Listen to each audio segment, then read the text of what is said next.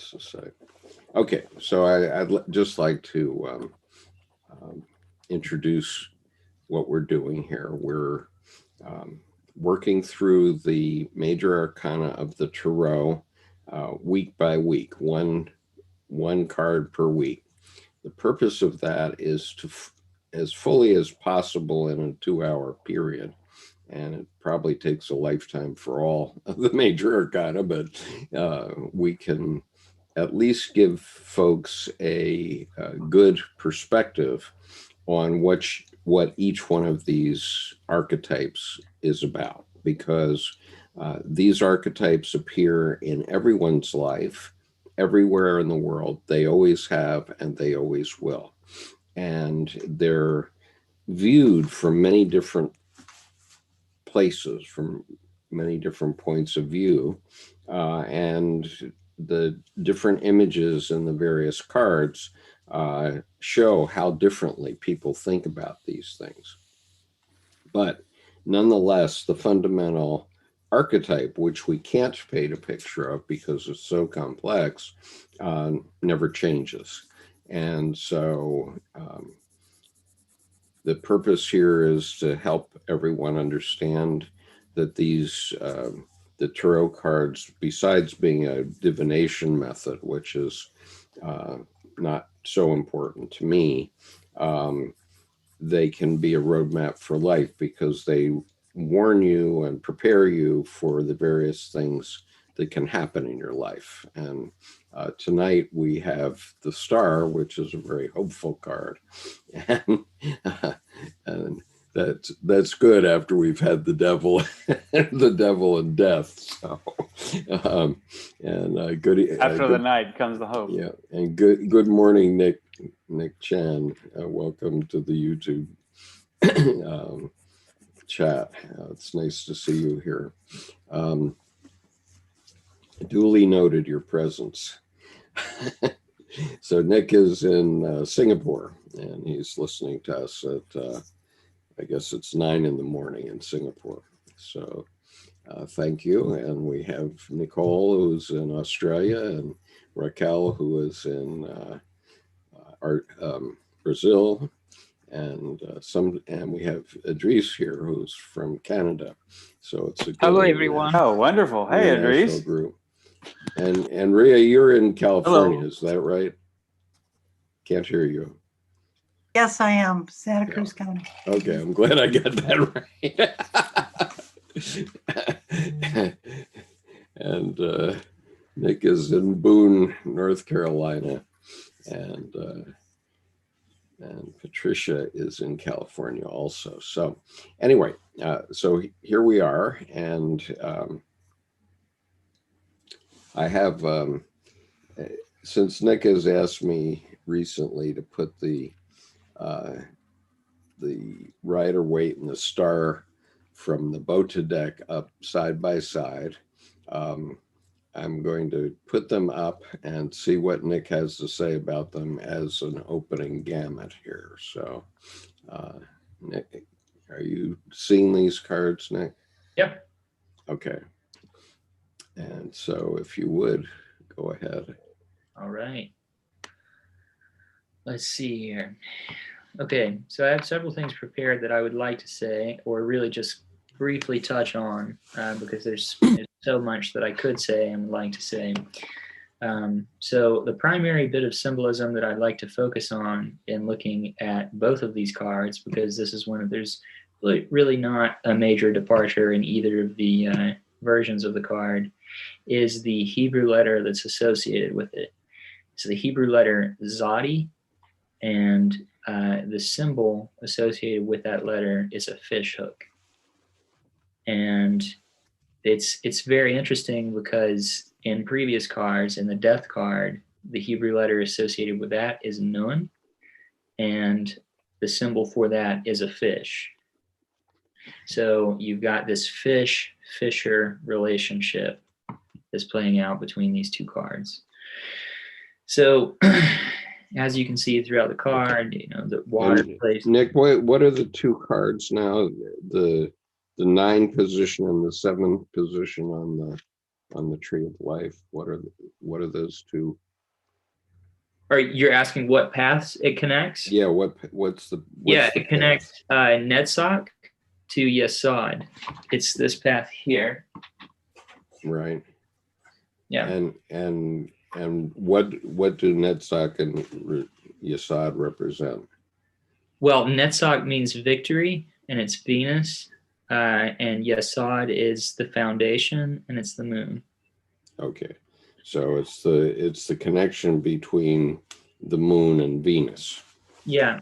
Right. Yeah, okay. I mean, it's difficult to say at any one level what it might mean, but what I would say is at a very low level, it's the pathway connecting the experience of the sensual world that's typified by Netzach to the experience of the ego, Yesod, the foundation. And we'll go through that as it's symbolized in the card. So right. Okay, go ahead. So since there's so much to do with fish and fishermen, I just have a few different mythological references that I'd like to go through. I'll start with some biblical quotes and then just touch on a few other stories where they talk about either being a fisherman or having to do with baiting a hook or just fish in general to build up to the point that I would like to make. So the first passage is Ecclesiastes 9:12. For a man does not know his time, like fish that are taken in an evil net, and like birds that are caught in an evil snare. So the children of men are snared at an evil time when it suddenly falls upon them. Secondly, Matthew 4:19 and Mark 1:17. And he, Jesus Christ, said to them, "Follow me, and I will make you fishers of men." Which is really interesting. It doesn't seem like it's merely a vocational comment. It seems like there's most certainly a spiritual dimension to what he's saying to these followers of his, that he will make you fishers of men and not a fish.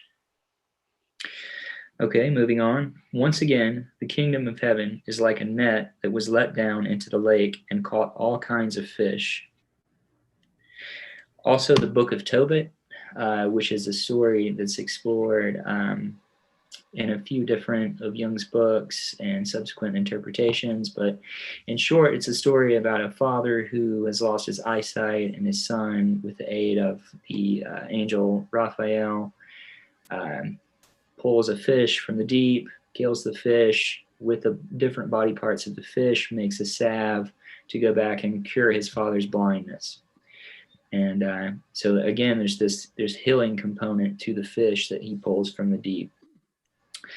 And in Irish mythology, Norse mythology, tons of different schools of mythology, there's a lot to do with fish. And it's pretty curious that across all these different cultures and their stories, there has something to do with fish. So in Celtic and Norse mythology, let's see here, they have the belief that the salmon of wisdom swims in the well of Segais, I think I'm saying that right, and ate the magical hazelnuts that fell into the pond. So again, there's this interplay between the tree in the background here and the pond in the foreground of the card. And also in the Arthurian legend, the legend of Parzival, the wounded fisher king, Parzival, which happens to mean pure fool or innocent fool, sets out, and at the outset of his journey to go and become a knight and find the Holy Grail and all of that good stuff, he comes upon a camp where it's a vacant camp, and there's a salmon cooking on the spit. And he comes up and he takes the salmon, or attempts to take the salmon, and burns his hand with the salmon, because he just naively grabs this hot fish that's cooking on fire, thinking, oh, I'm Parzival or whatever. And when he burns his hand, he sticks his finger into his mouth. So in doing so, he takes something of this fish's nature and imparts that to himself. And that's why it centers around this idea of the Fisher King wound. So Robert Johnson, a renowned Jungian, has written a book on that. And in that book, he says, a man must consent to look to a foolish, innocent, adolescent part of himself for his cure. The inner fool is the only one who can touch his Fisher King wound. So again, there's this interplay, and I mean, I don't think that he's directly talking about tarot, but obviously we have this inner fool in tarot as the 0 card, and now moving all the way down here to the Fisher. So there's a relationship between these two ideas. Okay, so that's enough on the mythological material, but I just thought it was relevant to point out that there are so many different angles from which this fisherman relationship had been approached and elaborated. Well, I mean, I understand that the character is a fishhook, but other than that, I'm having a hard time connecting everything you've said with this card.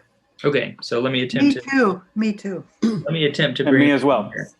Okay, all right.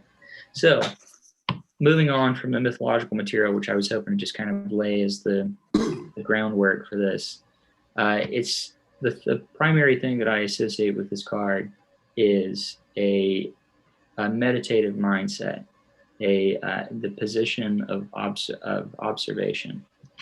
And by that, I mean not necessarily, going on the saying, who discovered water? Well, it certainly was not a fish. That, if we are immersed in the waters of life, then, we have no idea of the stuff that we're swimming in. It's all around us. It permeates our entire life and our entire being. And we have no clue it's there, just like we don't think about the air that's around us. And, instead of being that fish that's submerged in the water, now we come up out of the water and we have the ability to stand above the water and drop a hook down into it. So what I have written here, if we can establish a position of observation through a meditative mindset, then we are no longer submerged in the waters of life. The emotional reactivity to all that we see, hear, touch, taste, and smell. And this is the reason I said it connects to Netzach, the sphere of the senses, and why there are also 5 streams of water down here. So she's pouring those onto the ground. This is the reason for the 5 streams of water. We now have a container to parse out the life water, to pour over the ego, the earth, and to allow to return back to its source. The ibis bird is a fishing bird, diving into waters with an elongated beak to bring up a fish. We too can make the change from being a fish, unaware of the water we live, breathe, and have our lives in, to the fisherman, able to bait the hook, go down into the deep, and bring up a fish of wisdom. And the reason I said all of that stuff about the fish in mythology is that typically it's always a symbol of wisdom, of some kind of effort to pull something out of the depths. Okay, so catching this fish from the depths is remembering a dream or having that meditative mindset. Another component of establishing this position of observation is that when we become curious about our emotions, asking why does something upset me, or why does something really rub me the wrong way, we withdraw some of our projections from the world and back into ourselves. A Talmudic saying and a quote from Anais Nin on the topic of dream analysis states that we do not see things as they are, we see things as we are. The inverse of this is emerging from the water and becoming the fisherman. The lady is naked because as we withdraw our projections off the outside world, we begin to see things for what they really are. Thus, the nature of reality is unveiled and shown to us in a naked truth. So I hope maybe that clears up some of what I'm saying. It's kind of obviously an abstract concept, but just to put it very plainly, I'm talking about Nick, if I may, Skip, Nick, I think that corresponds wonderfully now to the card, because you've now, with that last portion, rounded the troops to, that corresponds to the celestial groove of this card, where we're fishing in the cosmos for our celestial groove in the sky. And in that sense, I mean, if you judge, like Einstein said, if you judge a fish by its inability to swim, it will forever feel itself a failure. So it's one of those, this returns to the celestial groove. So what you put with the fish hook, there was that, I mean, you toss it out there. Reasons are unreasonable. This is not Gamblers Anonymous. This is, you're doing this for nourishment. And Okay, there's a must. let's stop for a minute though, because I was hoping that we were going to go around the circle and get Cool. I was everybody's just responding to perception Nick. about Good, what this card is about. Number one, and I don't really think we've addressed it directly. we've addressed a lot of background stuff, and so Nick, the reason I put it up there was because you in past have wanted to show a distinction between the BOTA and the Rider-Waite deck, and so I thought that's what you were going to do. But let me before we go on, and I'm not saying we're not going to get back into what you're talking about here, but I think we should orient people a little bit about what this card is supposed to bring to mind at first, and what the meaning of the star per se is. And let me ask you one question that is on YouTube, which is why the 8-pointed star?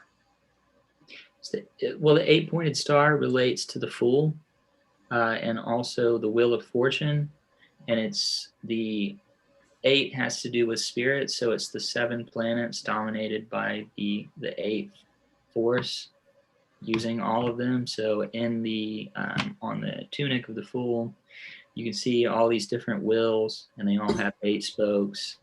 In the Wheel of Fortune, the wheel has 8 spokes, and here again, there's an 8-pointed star and 7 other stars around it. Yeah, and it's interesting that in the BOTA deck, the stars are different, but they all still have 8 spokes to them. Yeah, in the BOTA deck, it's supposed to mean Mercury is the golden star here. Sun and the moon are the middle stars with the lines going through them, and then the remaining planets in the outer 4. Okay. All right. I'd like to speak. Go ahead, Ria. And this is just a rough overview, but for me, in this card, and it's nice to have it up there actually. For me in this card, the female is naked because once one is deep into revelation seeking, which for me, this card is about the seeking of truth, spiritual truth through meditation, meditation or contemplation, not the rational. And so the truth is a naked thing. Truth is not hiding somewhere. Truth is within us all and without of us all, and we have to look. I love that this card is naked. I love this card. And I also see the relationship of the 8-pointed star to the Fool, if Nick is correct in that. The Fool for me is completely innocent. The Fool for me is the sage within us all. And so that is where theoretically meditation is headed, to reveal to us that inner sage, that inner star that is always there. I've thought of the pouring of the liquid, especially recently. We've been talking so much about the collective unconscious, the pouring the kind of the truth from that inner wisdom onto the 5 senses. The 5 senses represented by the 5 streams are not separate from anything. They are in fact their own pathway. And then the other water vessel pouring into the larger body of water, which for me in this card is the collective unconscious. That's all I have to say right now. Thank you. I would just like to, hopefully I can clarify some of the stuff that I said in the beginning. I'm sure maybe now after hearing a few of you that it was unclear, but that was why I chose to talk about the Parsifal thing, was because of the full connection to this card, because Parsifal, it's part of the Arthurian legends with King Arthur and the Holy Grail and all of that stuff, but it's a subset of those stories where it's told from the perspective of Parsifal, and Parsifal means the inner fool, and it's the entire story is about this just naive, innocent, pure boy that just gets thrown into all of these really hot situations and then has to kind of fend for himself. So I just thought it might be appropriate to bring that up. And Nick, I'm glad you did, because previously in the cards in the major arcana, we've had the 5-pointed star and the 6-pointed star and the 7-pointed alchemist star. And now we have the 8. So there's an evolution of the self in that sense.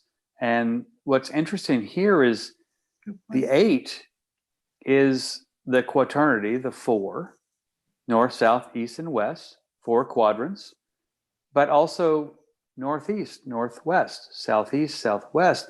It's including in the middle the points of the process. And I think what happened with Parsifal is you brought that up as the process.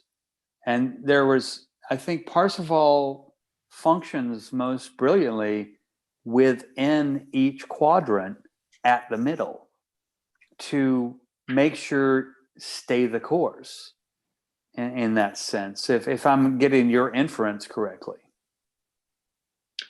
Yeah, I just thought it was interesting that there's a full fisherman connection in that story and several other stories. And, you know, since I perceive the Hebrew letter Zodi as being the main symbol in this card. I mean, even the way that she's crouched over almost is like the letter.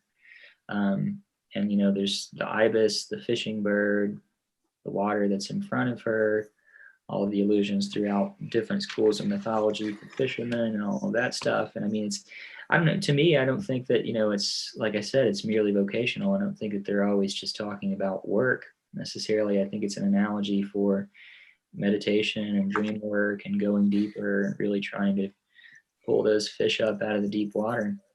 I think your analogy is correct, especially, go ahead, Can you Samantha's talking. The picture again? So I can point something out. Okay.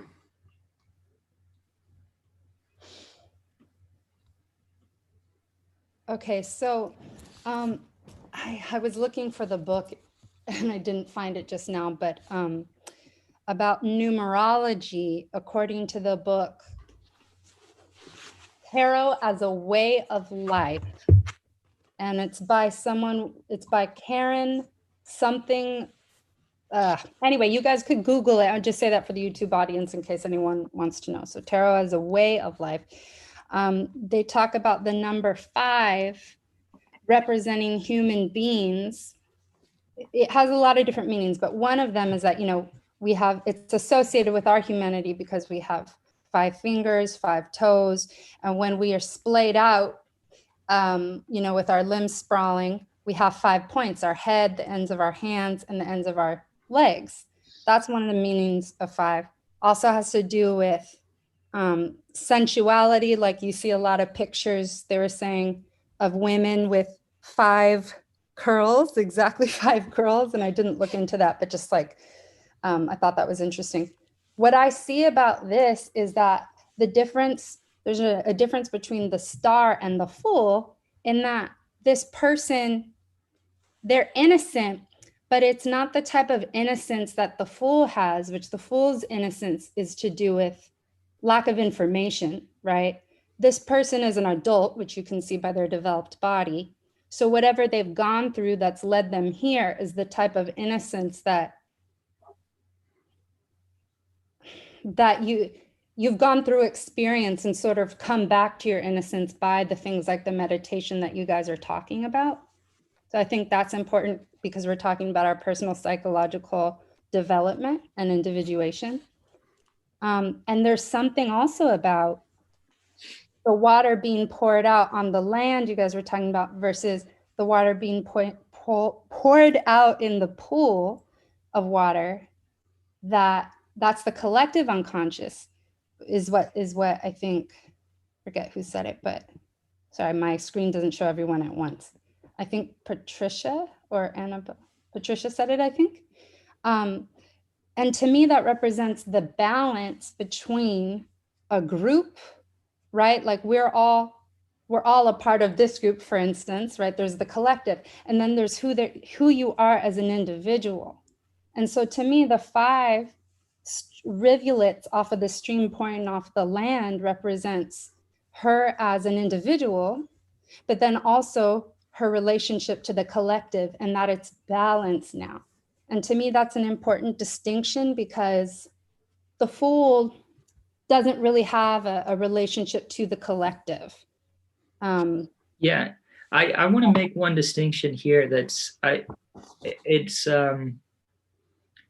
don't know. I feel it important to say, although it doesn't negate anything that's been said so far. It's just an important distinction within different systems. So with the Bota system, they talk about the subconscious and the conscious mind, and making the subconscious mind amenable to suggestion. And it's not necessarily like, they don't talk about it in terms of like unconscious, collective, personal, unconscious, and all of that stuff.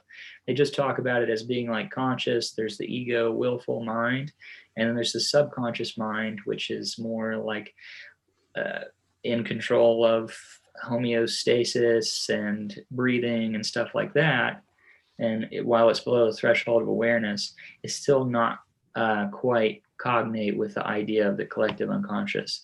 So in this card, what they're saying essentially is that at this point, you have perfected the senses, but you've also made the subconscious mind amenable to suggestion. So they are working in harmony with one another. And I see a comment on the YouTube channel that asks why one stream back into the water.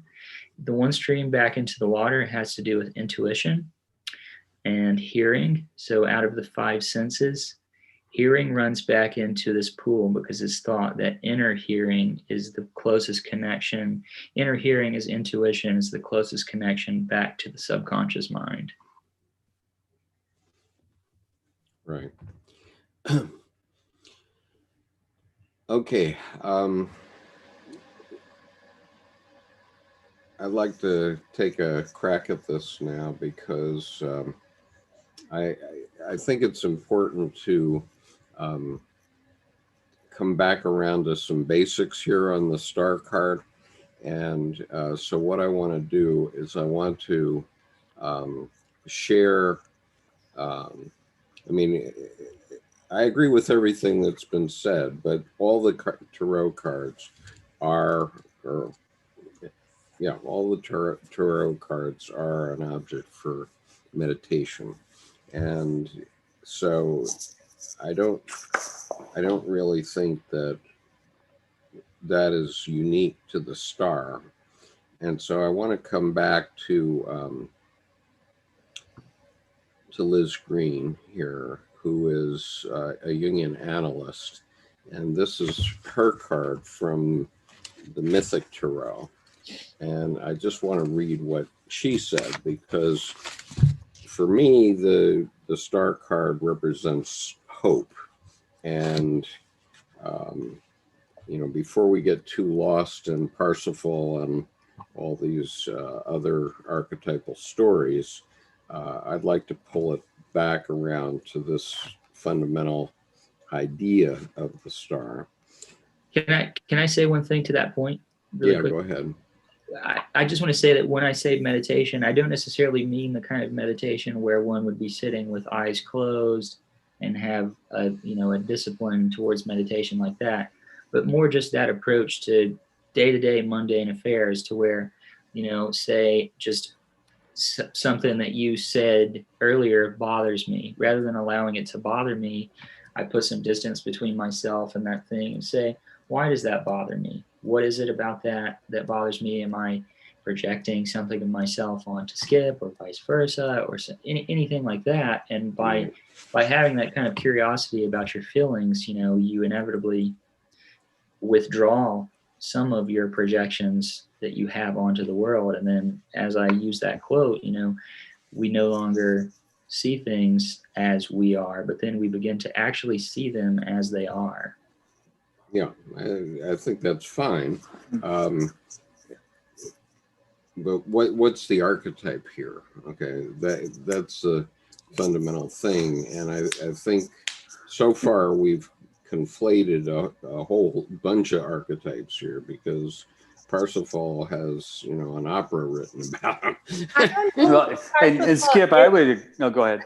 What is that? Like, I'm not really getting the storyline, because I mean, I know about King Arthur, but clearly not as in depth as I'm missing what that has to do with what we're talking about. And I'd like to know.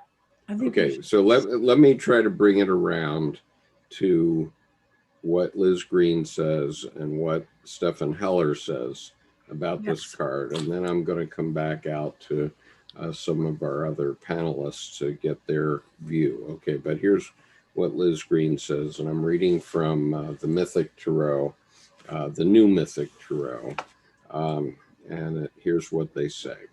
The card of the star portrays a beautiful woman with long, fair hair, kneeling before an open chest. From the chest, a noxious swarm of flying creatures rises, filling the air with darkness.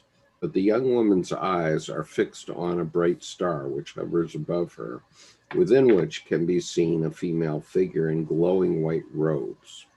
And then it says, the insects, unlike warmer-blooded creatures, are far from human consciousness and relationship. We cannot communicate with them, but are stung and goaded by nature itself. And then it acknowledges this is Pandora. Pandora is, like Eve, a woman. It is the feminine side of human nature, feeling, instinct, imagination, intuition, which must probe for the truth despite the consequences. And then underneath the card, it says the chest, the chest that Zeus sends to mankind with Pandora is like the apple in the Garden of Eden, something that is forbidden yet impossible to resist. It contains knowledge of the reality of human life, which means the death of naivete and childlike fantasy. Yet it also contains the most precious attribute of the human spirit, which is hope. Right? And so then she goes on. Here we meet Pandora, who in myth opened the chest which Zeus had maliciously given it to mankind and released all the spites. After the Titan Prometheus had stolen the sacred fire of the gods to give to mankind, the king of the gods resolved to inflict severe punishments on the human race, which culminated in the great flood described in the card of the Hanged Man. Before this flood, however, his anger was more subtle, although not yet satisfied.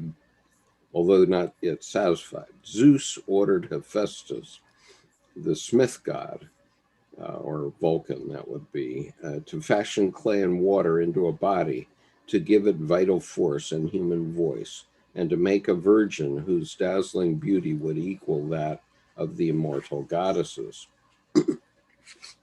All the divinities heaped their special gifts on this new creature, who received the name Pandora. Hermes, however, put perfidy into Pandora's heart and lies into her mouth. This woman Zeus sent to Epimetheus, brother of Prometheus, along with a great chest. But Epimetheus, having been warned by his brother to accept no gifts from Zeus, respectfully excused himself. However, having seen the terrible vengeance which the king of the gods had then inflicted upon Prometheus, Epimetheus, whose name means hindsight, hastened to marry Pandora.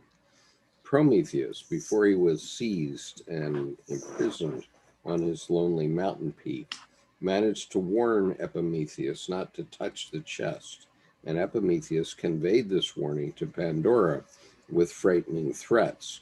But Hephaestus had made Pandora as foolish, mischievous, and idle as she was beautiful. Presently she opened the lid of the chest, and the terrible afflictions which Zeus had gathered, old age, labor, sickness, insanity, vice, and passion, escaped and spread over the earth, infecting the whole of mankind. Hope alone, which had somehow got locked in the chest with the spikes, did not fly away. Okay, there's more here, but that's one. That's a huge story that applies. Right.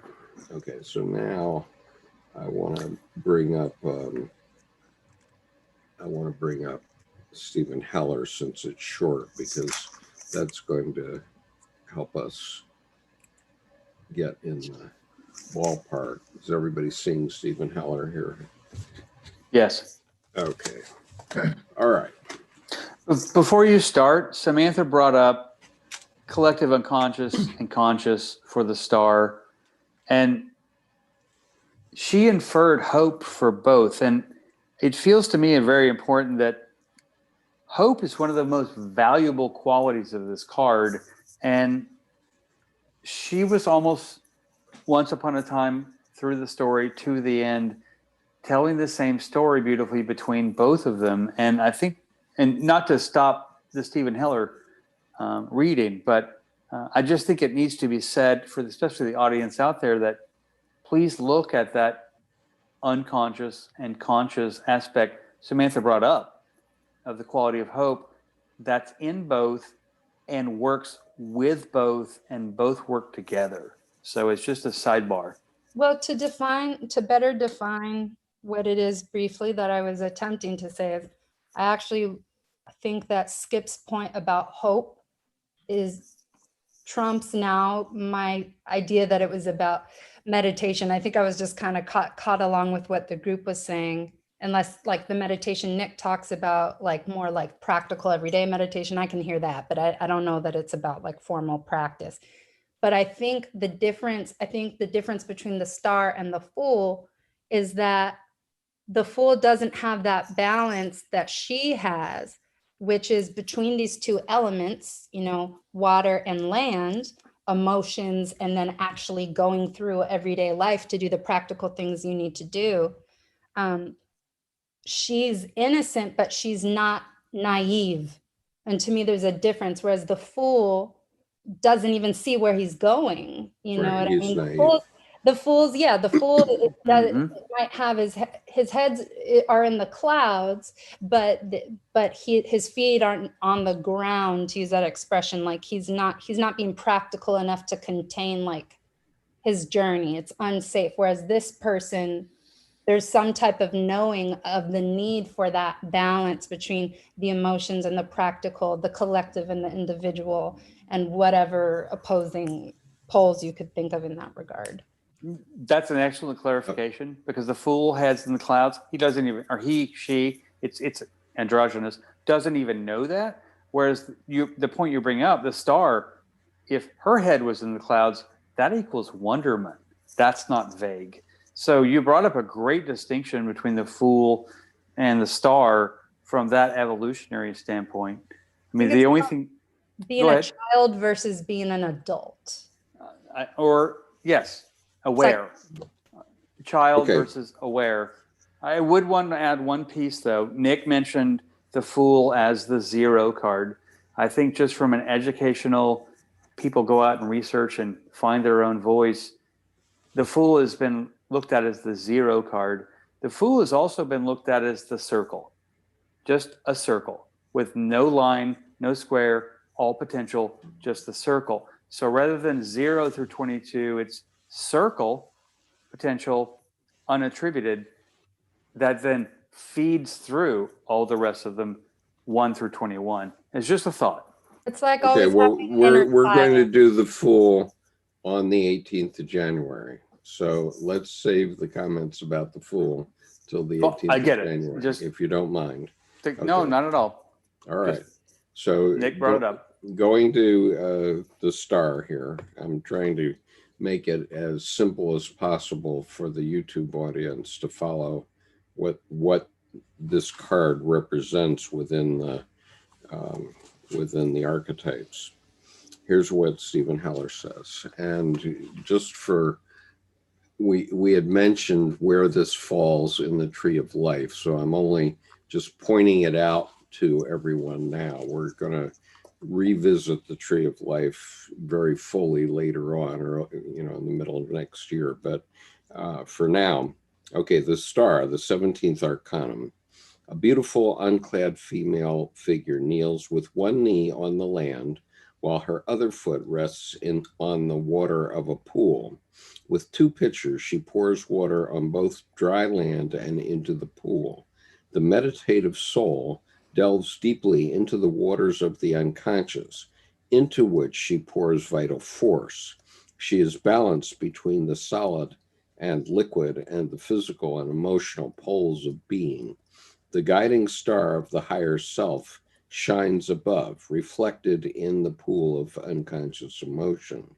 The ibis bird of the enlightened thinking faculty perches on a tree nearby. The meditative effort brings energy to the conscious self, the earth, where 5 rivulets of water form, and it stirs the feeling faculty into newer and deeper revelation of its nature. Keynote, vital energy flows into feeling. By energizing emotion, it creates a condition wherein highest guidance becomes accessible, joining the feelings of the personality with divine emotion. Motto, let there be a firmament in the midst of the waters, and let it divide the waters from the waters.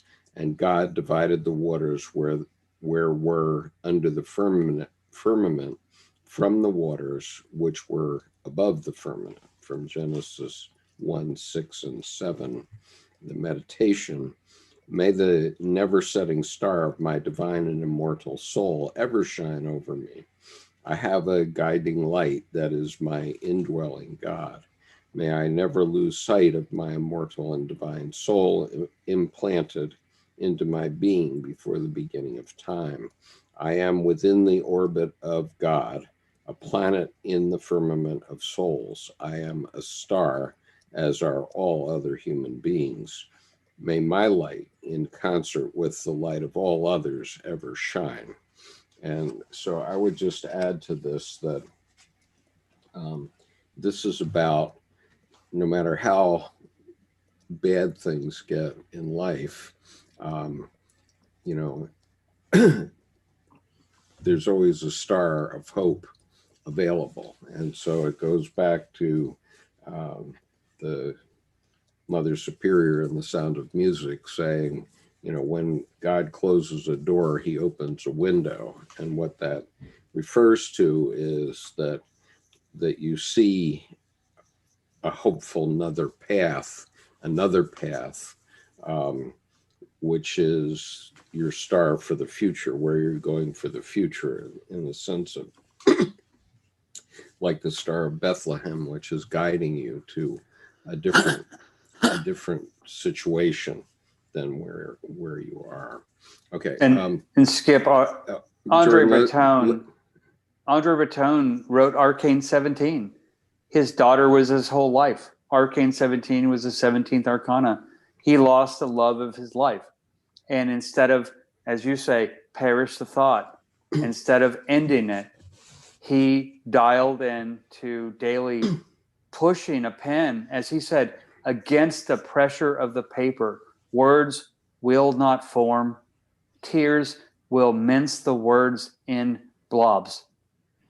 And then after, it was months, but every day he worked on Arcane 17.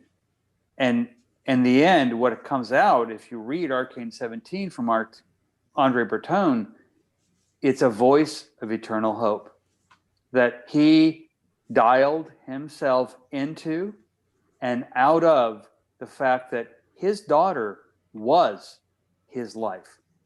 Yeah. And this is one of the most prominent French surrealist poets ever. His work was stunning even at the time and received well, not like Van Gogh. When he lost her, he lost everything.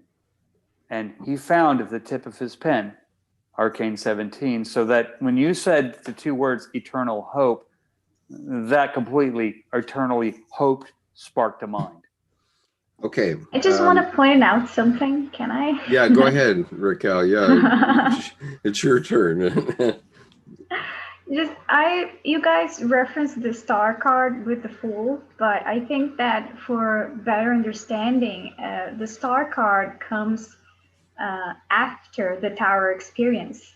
You cannot like comprehend the hope dimension without the Tower experience. And I think that even though, you know, the nudity of the woman can be a sign of like purity, it's also because you have lost everything in the Tower experience, you know, even, and that the fact that she's naked is also everything that she lost within that experience. So when you mean in the Tower experience, right? Because yeah. when you're saying it, it sounds like the Tarot experience, and you haven't lost everything in the Tarot experience. You've lost everything. But in the 16 Tarot, card, right?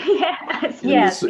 You're referring to the 16 card, which means the Tower, and so there has been some sort of crushing trauma or something, and that's what you're talking about, is the relationship of the 16 and 7. Those two cards, yes. Right. Okay. All right. So I just wanted to clarify, because the way you were saying it sounded like you were saying the Tarot experience, and it's the Tower experience. Understood it. Well, I don't think that you can say that it's not in some way, because when you study every card daily, I mean, I'm going through some experiences of each card in every week. Mm-hmm. So in some bases, you can't go through a Tower experience learning Tarot. It's not going to be bad, because, you know, then you get the whole picture of it, you know, with all the cards, you get all the imaginary stuff, and you get the picture, you know, and it turns out to be an amazing experience. And I think that Star card is also this particularly amazing experience, even though you may come from a very bad experience just before it, you know. And I'm curious,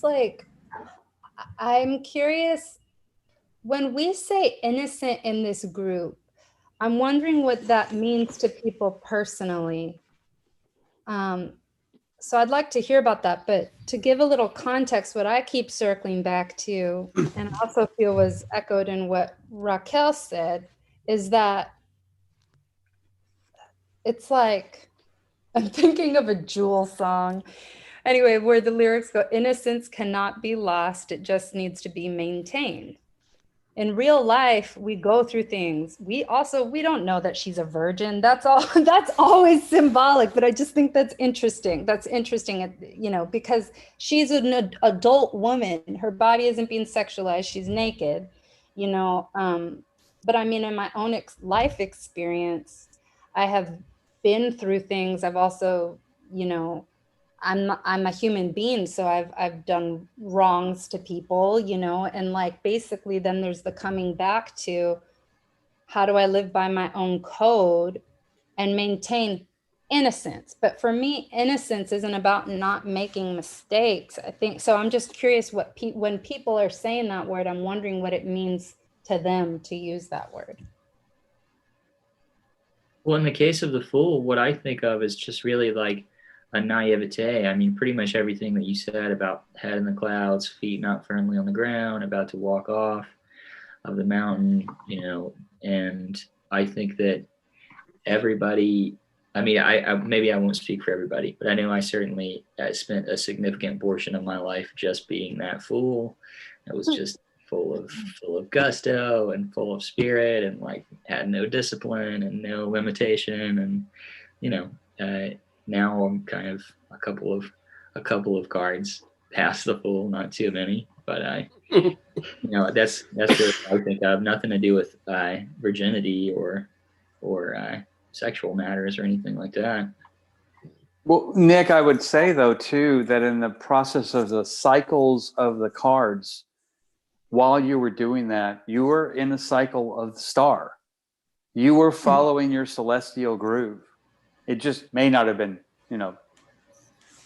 prominent in a way that was effective, but you were still doing that. And the celestial groove of the star is actually kind of very fool-ish.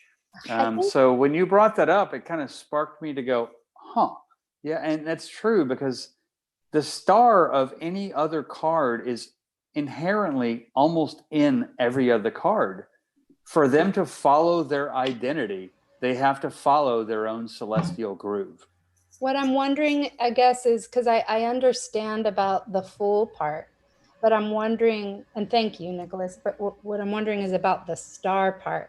What does it mean to be innocent once you've gone through your tower moments, which, by the way, the tower moments you also created, right? So your ego made some type of mistake where God had to go, Yeah, absolutely. The way that I think of the connection to the star card is that, I don't know where this is from, but I'll quote it anyways, saying that a wise person is one who regains what they lost in childhood. Ooh! Oh my God, that just hit. Right. So let's give some others a chance. Annabelle, did you want to talk about the star card at all?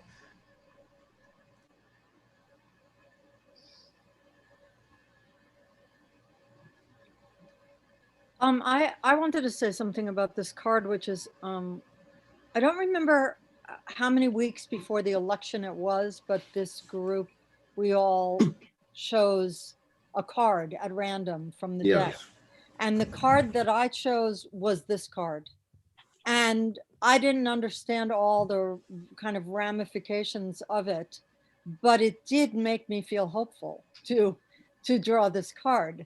When I saw those stars, it looked like it made me feel hopeful also. Yeah, I felt hopeful, and I felt like there's going to be some kind of enlightenment. There's going to be some sort of instead of that kind of dumbing down, which seemed like the atmosphere going on in this country, it became this kind of things are going to be revealed, and truth is going to again be truth. That was my feeling that I had from this card. Okay. Nicole, did you want to talk about the star card at all?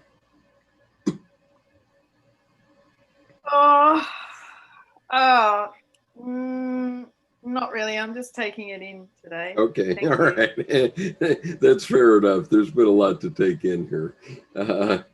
And Colleen probably doesn't want to because she's learning. But Colleen, you're welcome to speak up if you want to. You'll have to unmute, though. Nice to see you this evening. No, I'm just taking it in and really appreciating it. I love the point about hope coming from Pandora's box, that's part of it.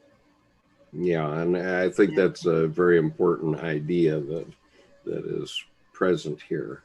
We can get ourselves all weighed down by all the ills of the world, but there is always hope.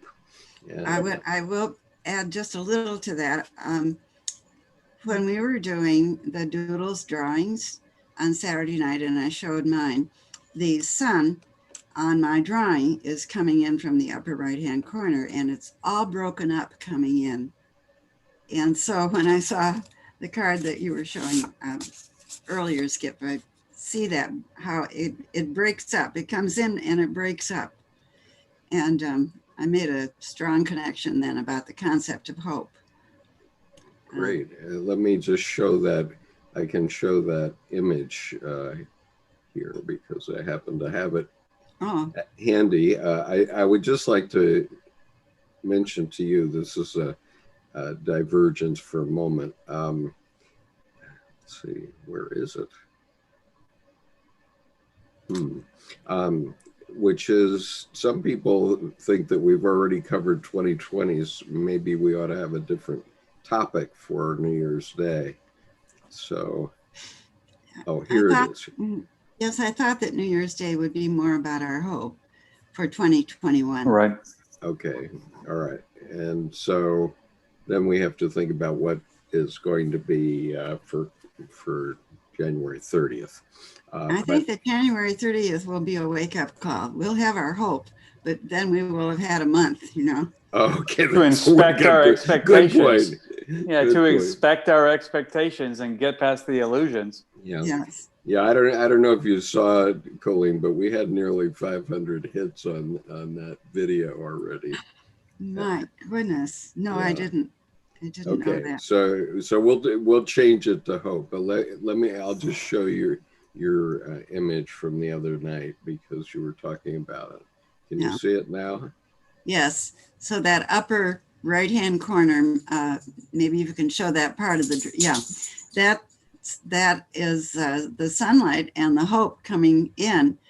And I had it, you know, in the drawing, it's broken up, but I wasn't thinking of it as needing to be broken up until we looked at the card now that you're showing the hope, the hope sense of it. And it's all very entwined with the coronavirus here, this red line, and with the cloud that we are having to live with, and then all the little coronas. But anyway, this breakup, I'm going to take that further.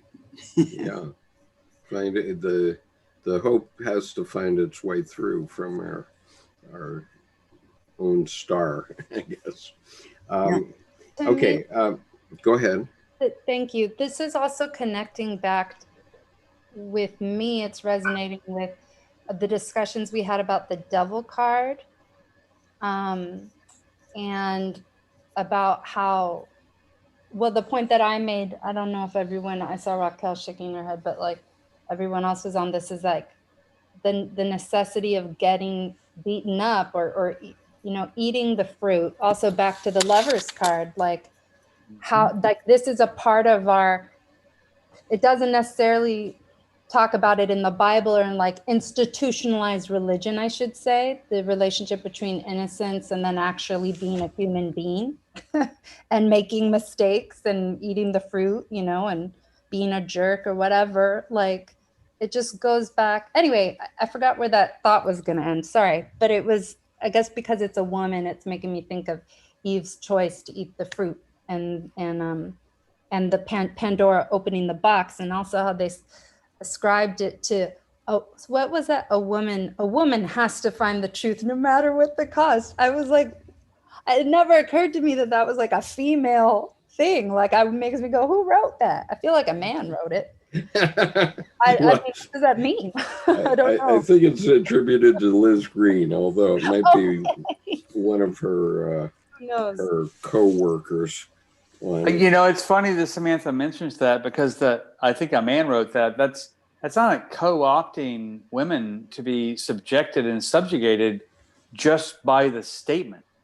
I mean, you're right. Yeah, because it's that's a lot of pressure. That's all I'm saying. I mean, I kind of like it. I even kind of resonated. I was like, oh, because I feel I relate to that. Like pursuing the truth doggedly, even if it's frustrating for other people because I keep talking, but at the same time, I don't know. Anyway, that's the tangent. Yeah, I want to show Jordan's card here because I want Jordan to explain to us why this card is so crystalline in its appearance. Thank you for zooming in. First on, I appreciate you playing the defense attorney of positing that, why it is so crystalline. I could go any number of directions, but actually that's my favorite direction. And if you look at the architecture of the card, besides the wow, bam, and a lot of gold, a lot of star, a lot of mandala, but mandala that's interacting with a lower mandala, if you take a look and resonate, whether it's a rheostat or whether it's a golden sequence of spirograph diamonds or gold things around this center. If you look, there's these little sparkle stars within the stars on the periphery, just inside the architectural border. Little cerulean kind of sky blue, 1, 2, if you track them around, 3, 4, 5. Oh, WTF, what's up with that? Jordan forgot the star. 7. So back up. Why is that star missing? Well, it's a fallen star. It's a shooting star. If you drop down by gravity out of the big picture to the sapphire and look, there it is. That fallen star is the sparkle on the sapphire. And that sapphire is the self-purifier that drops into the evolution pool. That's my compositional gesture, other than the diamond in the middle, which is, diamonds are just carbon that really responded to pressure in the most amazingly wonderful ways. I want to say something that maybe this isn't what you intended, maybe it is, but it's what I see. So I'll just bring it up. And please. It relates to yet another reason why I chose to talk about the Fisher King wound, is because that in this story, when he eats the fish, he burns his finger, he puts his finger into his mouth, and in doing so, some of the nature of this fish is transferred over to him. Yes. So it's like very early on in the story, he gets a glimpse of his true nature, of his true, full, actualized self. And though he can't actualize it then because he's too young and it's too hot and it's too overwhelming, he's constantly reminded of it and he cannot forget it. And it's what prods him on to actually find the Holy Grail and become the Fisher King and all of that stuff. But it seems like in this picture, there's a similar interplay between the diamond in this really grand circle and then the diamond at the fore of the card as being indicative of this inner self, and then this more actualized version of it that's at the forefront of the card. Yes, and Robin Williams finds the Holy Grail. I mean, it's that kind of. I mean, that's a perfect example from a movie which, I mean, it has its own subjective structure that, to me, objectively just moves forward through the path of the story. And that, to me, was the big picture cosmos. I mean, you can say cosmological, but cosmos just means everything, the world. And you could say ontos or ontological, but that's just a small picture, and being, which is our world. And you're absolutely on the mark. Because to me, this card was done. From a process standpoint, I'll confess this. From a process standpoint, this card was done when the upper mandala was complete and the lower mandala with the sacred geometry underneath, and it's kind of emanating towards the pool, going from orange to Chinese vermilion to white to gold to etc. to the pool. It was done. And I looked at it and I went, yeah, it's done. Liar. It's not done. It's missing. Something's missing. And when I got to the point of a double mandala, this evolved. This delineated. I had two thoughts. The first was, okay, there are no bad roads. What did I discover here before I dropped this in the trash can? And the other thought was, how can I listen to the top and the bottom? And is there a conversation that can be had? And I don't know why it was number 6. I mean, numerologically, epic spiral of giving and receiving, 6, cool. That's arbitrary, though. I mean, I can assign that, and that's not really rational. But of course, as most of us know, reasons are relatively unreasonable to me. I'm an artist. So I'll do something, I will doodle it, or I will do it. And this is what I love. I will do it, or I will doodle it. I mean, what's the difference? I mean, so let it out, act it out, enact it. And so I started looking through the top higher self, as it were, piece. And so I love this question, Nick, because I got to the sparkles, as it were, the small cerulean sky blue stars. And I got to 6. And I remember I did not think remove it. I just stopped. I don't know what theosophic vision or sketch or distraction or phone call happened, but I remember on my sketches a big thick mark coming out, emanating. And I looked back like a personal post-it note. And when I came back, I went, oh, that's it. That's got to go. Well, what kind of reason is that? The reason is that's what the art said. So when you ran me down this story from an artist's perspective, I went, oh, let that star go. Let it emanate. Let it be free, because isn't the celestial groove about flowing out and sharing? So I just went in to the whole drawing, and I slowly copied that piece and went, oh, look. And I just dragged it down and went, that's not right. That's kind of stayed. That's kind of wrong. Oh, what if I rotate it? And I rotated it at 60 degrees and went, well, why don't you stop your architect? Why don't you stop being so concerned with form? Why don't you just rotate it until it works? And I rotated it one way, and then I rotated it the other way, and it was done. So I appreciate that you brought that in, because it was the big picture that then dropped down to inform the small picture. Okay, I thought it was a pretty star myself. Well, thank you. And pardon going on at length, but that's my favorite card in the deck. In any deck, I actually will go to that card first to see, what did this author do with it? How did they story it visually? Because I wanna feel that, and then I will drop back down. So when I got to this card, honestly, I have to say I was a little terrified. Because I went, what am I going to do? How am I going to do this? And I left it. And I came back, and I left it, came back. And then when I came back, it happened. And then it sat. So, Nick, thanks for the way you asked the question, because just that dial it around to that piece to drop, large to small, that was important to me. And it felt important to convey tonight.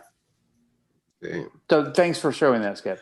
All right, so we're going to move on to some of the descriptions that we've had in the past that we've liked, and I am going to go to the Splendor Solis, but before I do that, I want to stick with the She-Wolf and the Starman. So what we have here on the left is the She-Wolf deck by Devani Wolf. And I guess it's the second one we've had that doesn't have a nude in it, right? We didn't have a nude last week either. It is. So it's funny. This is the point of the night. Okay. Nighd in the tarot. So basically, she put the dark on the nakedness. Yeah, whatever. Okay. So here's what she says. Here's what she says. Star Aquarius, keys, renewal, North Star, guiding light, messenger, artwork, illumination. Beyond the crumbled tower, see previous card, lies a vast desert and 7 septagram stars, ushering their light toward a beautiful cosmic void. 7 is a significant number for many reasons, but namely here because of its associations with God, and even more specifically, the goddess Babylon, 777. In Thelema, Babylon is a formidable goddess whose modus operandi is tough love and divine guidance. As we have now passed beyond the tower, the tough love aspect has been hard won. We may now march toward a brighter future. On the light side, now we see the reason for our plight beyond the tower's collapse. Had it still stood, we would not have been able to see the star. We can finally understand that what remains is what is most important, and that our chosen direction is what it was meant to be all along. The beauty of the star allows us to find renewed trust in the universe. When we receive this card, we are being given a giant hug after shedding so many tears.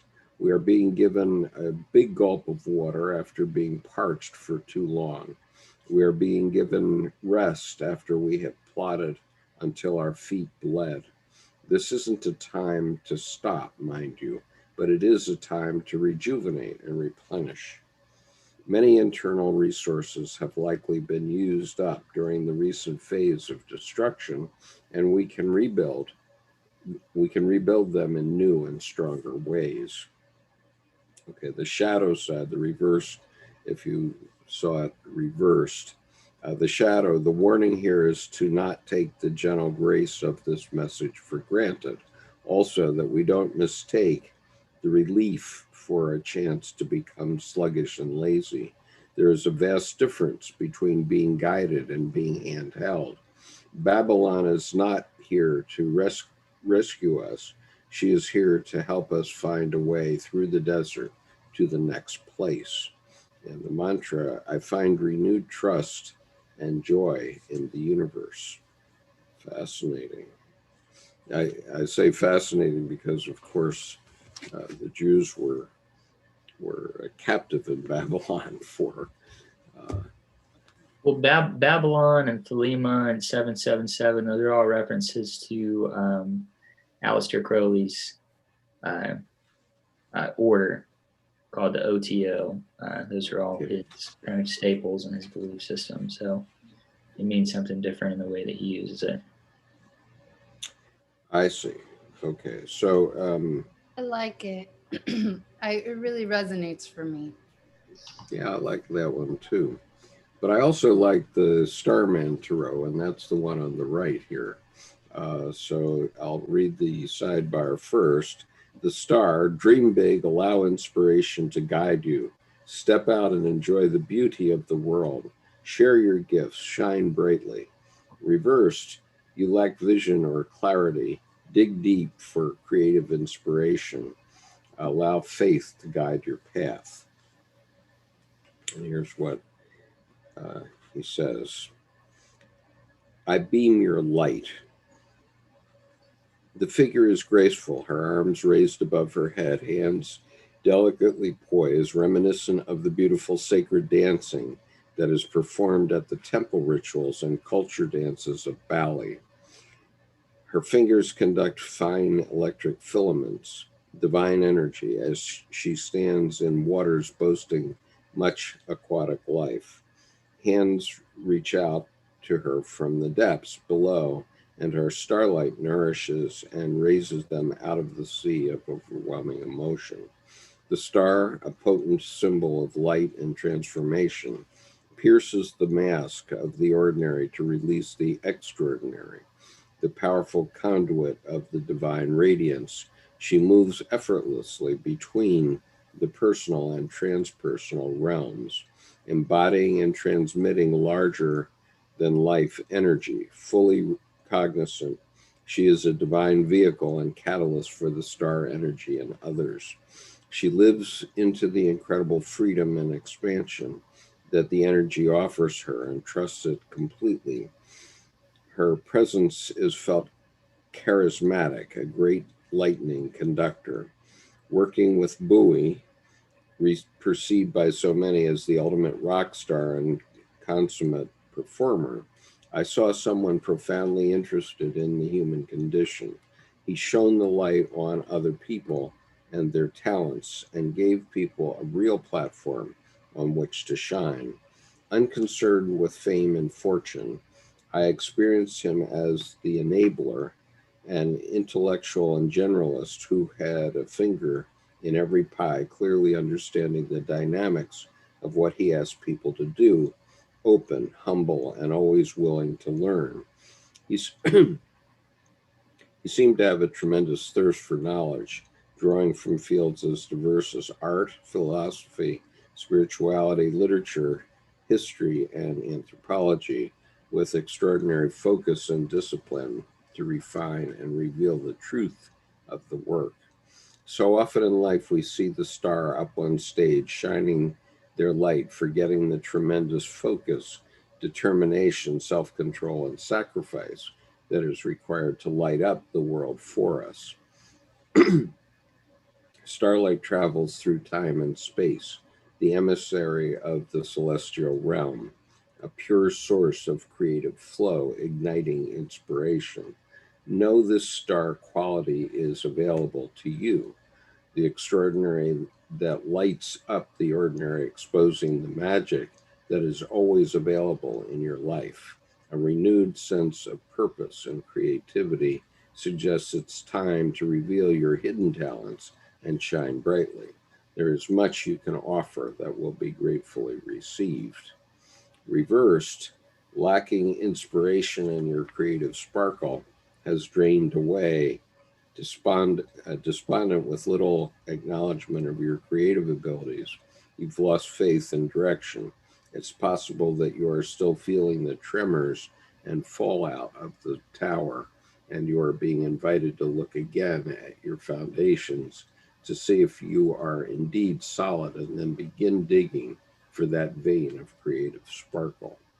So, comments on these cards or that card? I like I like what I heard about David Bowie being a star. I saw him in an interview.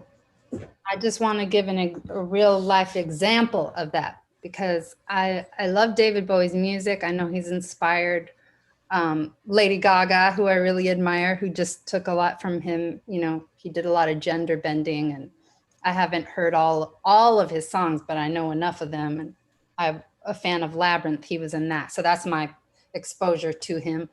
But he was ahead of his time in many ways. And one way that it resonates with me is I saw an interview with him on MTV. This is on YouTube. I looked this up, and this was in the 80s when MTV came out. And he was saying, you know, they weren't playing a lot of Black artists at the time. Now, if you look at music, television now, and the radio, Black people, artists dominate that scene. But he was saying, I wonder why you guys do that, you know, and he just asked a lot of questions, and they zero in on his face, so you kind of know his opinion. But, you know, he wasn't Black himself. It didn't benefit him personally to do that. But he spoke about it in the interview. What the interviewer, when he responded, was just like, well, you know, people who like that music, or there's kids in America aren't going to like that music, like the demographic we appeal to. And Bowie kept trying to get him to say, what do you mean, like white people, you know, but he wasn't saying that. He was dancing around it. So that's just something that amongst many other things in terms of his music and his aesthetic, I think that description of David Bowie is accurate, given the way he tried to use his platform to help others, and also just inspired people by being weird and wonderful. Right. Yeah. Well, I've recently watched both Labyrinth and the Black Star music video, and they're both really amazing. Fantastic. Yeah, really. Have you seen Alejandro Jodorowsky's movie, The Holy Mountain, or El Topo? No. Oh my gosh. Where is that? It's a feature film? Put it in the chat. Well, they're both online. I imagine you'd have to pay for them. I've paid for them in the past, but they are profoundly weird. Okay. I mean, The Holy Mountain? The Holy Mountain, yeah. And it's phenomenal because it's like in both of his movies, he weaves all of his tarot symbolism and insight and alchemy and the Kabbalah and Enneagram and all of this to make this gumbo of just weirdness. That's so cool. But the Holy Mountain is kind of the work he's most known for. El Topo is like I think it was advertised as the world's first acid Western or something like that. I mean, it's essentially just like, I mean, it is a Western, but it's also about Sodom and Gomorrah, and it's weird. So check those out. I mean, that will really be fun weird. Do what? Is it fun weird, or is it like, oh God, I have to go home? It's fun weird, certainly, but just to give you an idea, like he says in several of his interviews, he also has a movie that he just put out recently called Psycho Magic, where he essentially is like doing all of this crazy like exposure therapy magic to people and all of this weird stuff. But anyways, in his movies, he makes use of extreme violence, gore, sexuality and stuff to make all these like really profound points. So, I mean, it's like really guttural and carnal and all this stuff, but also at the same time, like really, really profound. So it's weird. I mean, it's not something I'd watch with your family or anything, but No. So let me ask Nicole now. Nicole, you've been. Can you go back to the card? Yeah, can we talk about your card, or do you want to talk? Card. You want to talk? I just love the Cosmic Tarot. I was just really resonating with the handcuffs that were coming up through her body, and how and because when I first saw the card, I was noticing that I was going superstar or cosmos. But then I brought them together when I saw the card, because it's kind of like it's showing us through the revealing of that card that the enlightenment didn't go far enough and we need more. And this is why we keep creating. Okay, you're talking about the star in the Cosmic Tarot? Yeah. Okay. Yeah, I'm talking about how the card makes me think of superstars as in people, and how, you know, we elevate these people to superstardom. Right. But then also the star in the cosmos and the amount of energy that's in it. Like to me, it seems like the most powerful card in the deck, because it's got so much. All right, I want to check if we're talking about the same card here. Okay, so in this set of four, this one on the lower right is the star from the Cosmic Tarot. Is that the one you're talking about? I'm seeing 2 cards, not 4. You're seeing 2 cards, not 4. Oh, hang on. I know why. That's because, sorry. Yeah, I'm seeing 4. Okay. No, I was talking about the 2 cards before these 4. I see. Okay, let me stop that share then. Okay, so you were talking about the Starman Tarot and the She-Wolf. Yes, because it's just really powerful, and it's saying, it's invoking in the imagery stardom in each individual person, and I love the way there's that over the face, which is interesting, and it's like a veil. Right, and also the lightning. And there's handcuffs going right up through the middle of her body. They're handcuffs, aren't they? Yeah, it looks like it. Yeah. Oh, naughty.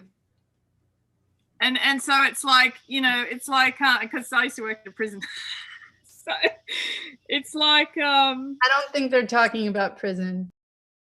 No, I know, but it's symbolic of the constriction that we all feel in our own complexes and our own psyches, that then becomes the star cosmic explosion that then lights everything up.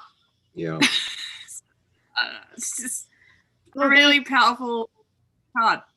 There's a certain sexuality to the, of course I always bring up sex, but to the card that I think on the right that I think is important, because this is the only card that I see that has dealt with the idea of fame, which makes it so relevant to our time now. With the idea of what, Samantha? Of fame. Fame, oh, fame, yes. Yeah, being a famous person or a star, it's almost like being a god, like the ancient Greeks looked to gods that had more human-like qualities. Gods behaving very badly, gods doing good things.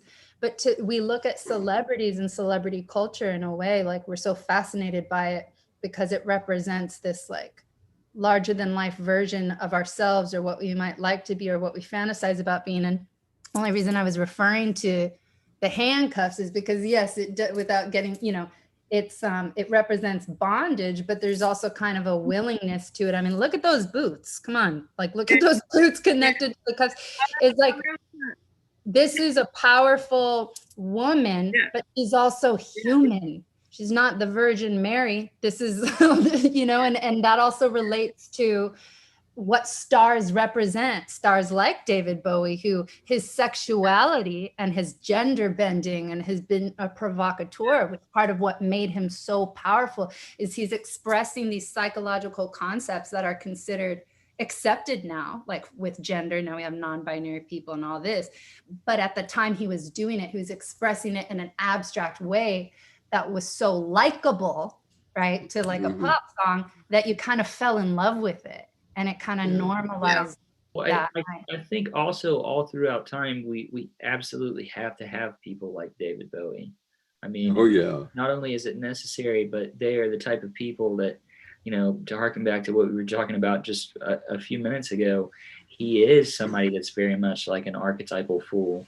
And that like he doesn't have a very solid place to stand in terms of his own opinion, but he holds the mirror up for everybody to see themselves. Just like you were talking about with the MTV interview, like he doesn't state his opinion clearly, but he dances around everybody else's opinion and helps them to see their own shortcomings, and all the while doesn't say, this is where I stand, although it's clear.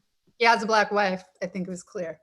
Well, and also he does it indefatigably, indomitably. If you turn your attention in an interview to him, you get him. Otherwise, you're absolutely right. He's just dancing the space in between. Yeah, he does both. And he's letting his art do the talking, which is what I really like about him. And Nick, I was sorry, I was sort of cutting you off, but I mean, obviously he was inspired. And I mean, I can't, this is my experience. When I bring race into it, it's just part of my experience and understanding of the interplay, you know, of between black and white people. So that when I bring it up, it's not meant to detract. I'm just saying, like, I'm trying to bring it back, but let me pause because I was trying to say something else.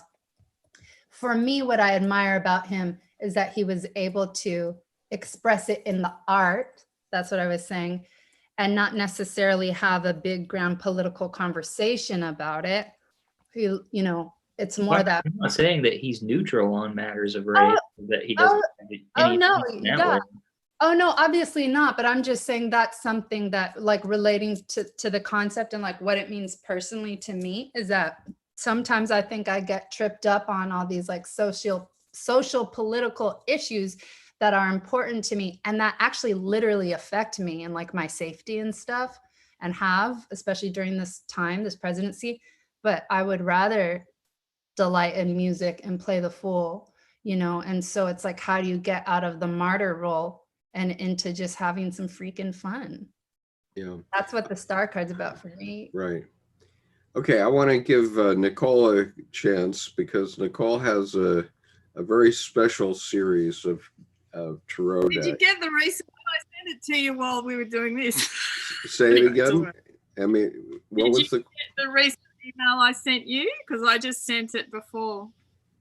Sorry about that. I haven't been able to do it myself. But anyway. You mean on WhatsApp or? No, on an email. I sent it to you on an email. Sorry. Oh, Just go with okay. what we've got. Don't delay. It's all right. Okay, wait a minute. Right. Let me just quickly look. What is WhatsApp? Okay, I can't all right. believe- So this is Nicole's final one that was on the email. Okay. Yeah. All right, I've got that now. Thank you I for. did more. Okay, you did more. Okay, so from Google Chrome, here we go. Okay, is everybody seeing that? Oh yeah. Yeah. Okay, let's talk us through it. Talk us down. Well, like it was. It's just. I'm just really. I just have got this real sort of trust now of going, well, I've already done it. And then I go back into the work that I've half started, and that becomes the next card. So this was, originally I didn't have the star in it, the yellow behind. Mm-hmm. So I just sort of, I'm really layering a lot more confidently now, and just kind of, because I've realized that, you can do anything. And then I had this little photo of myself that I've got on a little diorama upstairs, and I thought I'll put myself in the picture. So that's me in the bottom left-hand corner, because I was an artist model years ago. I was in a relationship with an artist, and he painted me a lot. And anyway, so I had the photo. So I used that and turned it into the figure. And then I'm going to do a naked figure above her, but you kind of can't see that. It's just, she's sort of like floating above. So she's got one hand up with the cup and the other hand down. Mm-hmm. And then the water just is becoming, I guess it's going to be water down below, but I also want to have it rising up through. Yeah. Like a vortex type of thing. And yeah, it was just like I started putting burnt leaves in, like a little bit. Also, your image is watery up into the pillar of water. That's very interesting. Yeah, just connecting it. And it was also a tree. It was going to be, it started off as a blue tree. Then it became water. I'm just having fun. And then the mandala in the center is like some kind of creative force. And then while we were doing this, I realized that I only had 5 points in the star, so I put another 2. And then, and there's stars around, and I guess I'm just really having my own personal experience while I'm painting the image. Yeah, and I like the addition of the dung beetle here, because the dung beetle. Yeah, that was a real beetle that I'd never seen a beetle that big. And I came out of my house one day, and I was driving, and I stopped. I thought it was a bird, but it was actually a beetle, and it was so huge. I took a picture of it. I was like, wow, that was the first time in my life I had ever seen a beetle that big, and I just took it as some kind of sign of something positive. And yeah, it's starting to appear, like I'm just really merging with these animal totems a bit, like particularly birds, beetles. I have something a few things to say about this picture. It's amazing, Nicole. First of all, I mean, it's amazing. I think the idea of making a tree of water is so, like, it's a very sensitive thing to think about, I think, because kind of like you're saying that emotions have roots, in in a sense. And I think it's very clever that you also put the snake kind of like the Ouroboros, but in a very different shape because it's not rounded, you know, it's kind of going around. And that little thing that has between 2 points of the star has actually a net that resembles a web. That is another thing that is actually resonates with the star card, because the star cards, one of the myths of the star card is actually or Ariadne or Ariadne. You know, that's two like Thessalon. I don't know how to say in English. The two spider myths. Yeah, exactly. And that has resemblance with the star card. Right. And I also think that is the world, right, in the center of the image. Right, and you really need to keep the dung beetle in there, because the dung beetle to Dr. Jung represented new life. Okay, because did it? Yeah, because dung beetles would always, going back even to ancient Egypt, they were sort of revered because the dung beetle would go to a dead body, let's say, and it would convert the carrion of the dead body into a new life, and start the process of new life again. And they built with the dung too, don't they build their whatever, so they can literally make it into they build a sphere out of but think about it, like that's pretty resourceful. You can build a home out of that, like, you know. You're gonna have no competition with this deck. Yeah, like I had this really funny dream the other night that I was in a car driving along, and I was on this dirt road, and everything started growing really fast and just coming at me, like it was like a spiral tree was just going and I was in this vehicle looking out the window going, oh my God. And I wasn't scared. I was totally amazed and just like going, wow, this is like, I'm protected by nature. This is amazing. And I'm just, I found a real freedom in being able to trust in the card's imagery rather than having to think about it too much.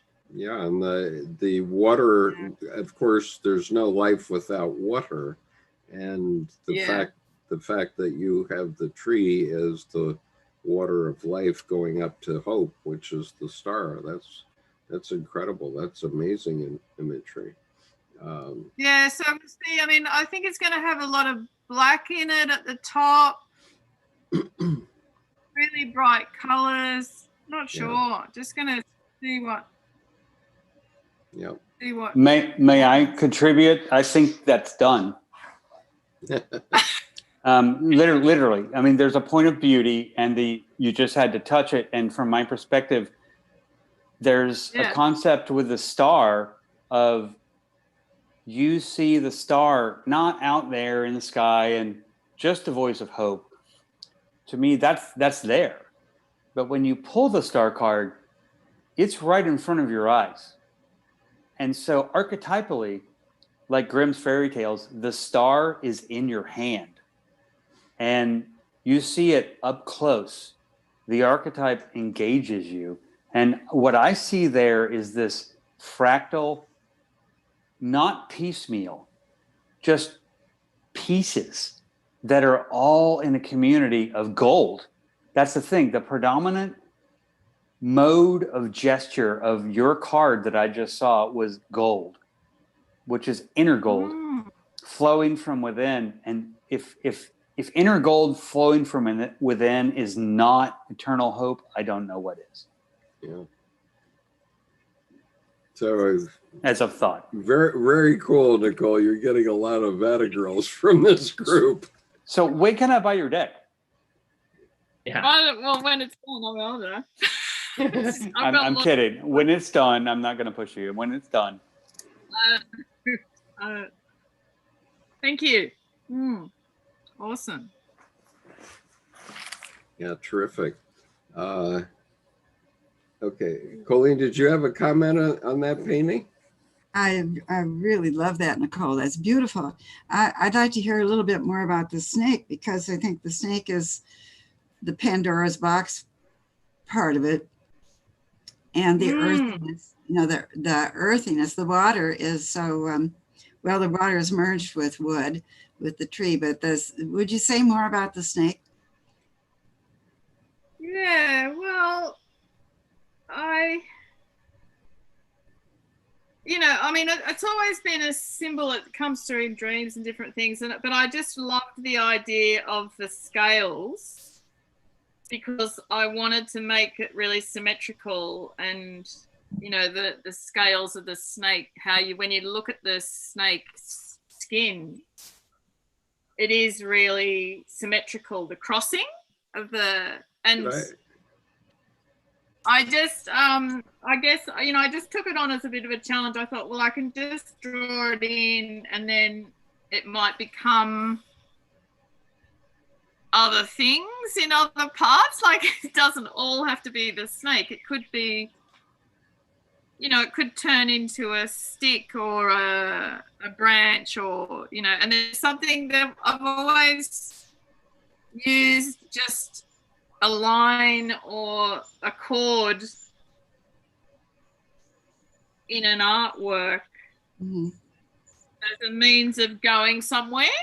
I find it a really like a creative way of going somewhere. And obviously, you know, and I am a snake in Chinese astrology. It's my thing. So, yeah, you know, just the mystery of it. The snakes are interesting. Yeah.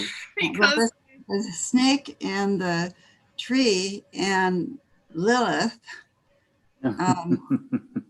you know, and I'm looking for the feminine principle in here, and of course it's you have yourself included in here, which is very nice, in that feminine principle there, which is usually just to sit and be there, you know, to just observe, just be there. But I'm wondering about that snake, tree, Lilith thing, since the feminine is such an important part of this card. Well, I think you're really onto something here, Nicole, because in the I contemplated whether or not to bring this up, but I'll just go ahead. So this is the 17th card, and 1 and 7 together makes 8. So there's a relationship between the strength card and this card. And one thing that I didn't talk about when we talked about the strength card is that it has everything to do with Kundalini, or the serpent force, and all of that stuff. You know, this raw sexual energy that's coiled up at the base of the spine that is then awakened.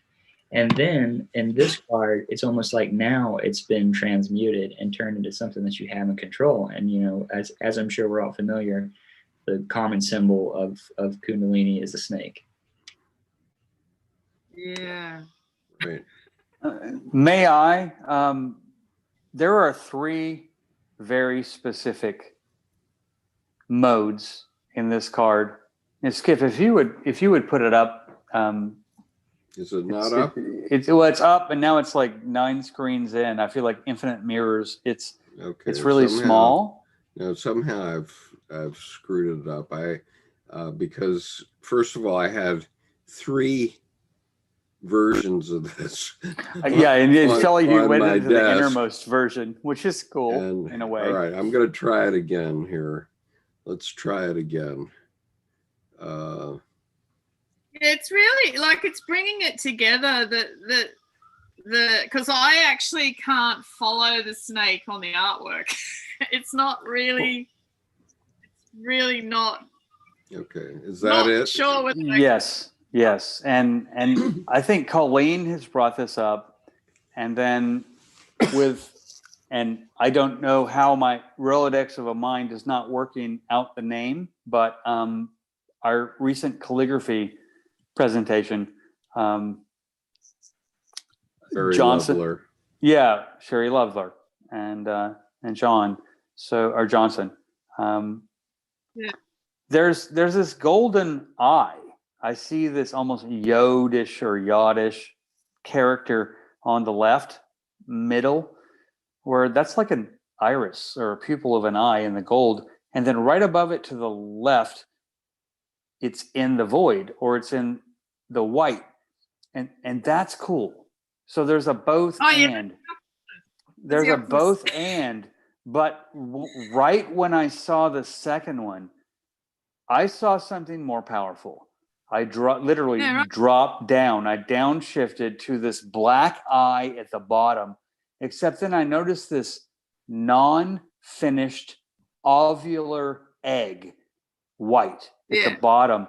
And you see it completed, nested, which is a very Jungian theme at the bottom. But there's this egg at the bottom, and there is the eternal hope. It's not even the egg itself is not formed, but that it's forming. Do you see that? And it's black, unconscious, depthful, dark, infinite eye that sets into the roots. And so that to me right there went, whoa, this is an amazing star card. And it says star because of that ovular forming. It's not even formed, but that ovular forming at the bottom was this potential. And potential is pretty much eternal hope. Jung's I don't need to believe, I know. So this is the ground, the seeds, the fertile nature of the garden, knowing. That's what I got from that image. Yeah, cool. Yeah, well, there is that energy that we just don't access, for a variety of reasons. And if we all had, like more capacity to get to it, just imagine how awesome the world would be. Except that I think that you just did access that energy and you put it out visually right there in that card, which more of that. And maybe Colleen will agree. Maybe Skip will agree. Maybe even Nick will agree.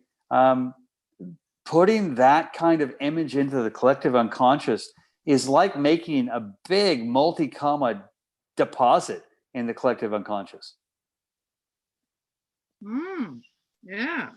I mean, that card is one of the most, I'd say, powerful and strong and well executed star cards I have seen.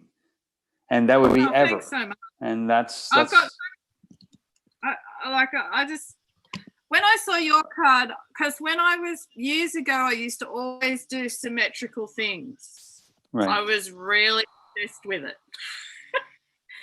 And then I went into this other space, but I'm noticing now it's coming back, and I've got this really lovely way of I want to put them together. Yes. And I'm also I just find that this way of working is just so resonant and awesome for me to just to work through my own personal process while I'm drawing the card.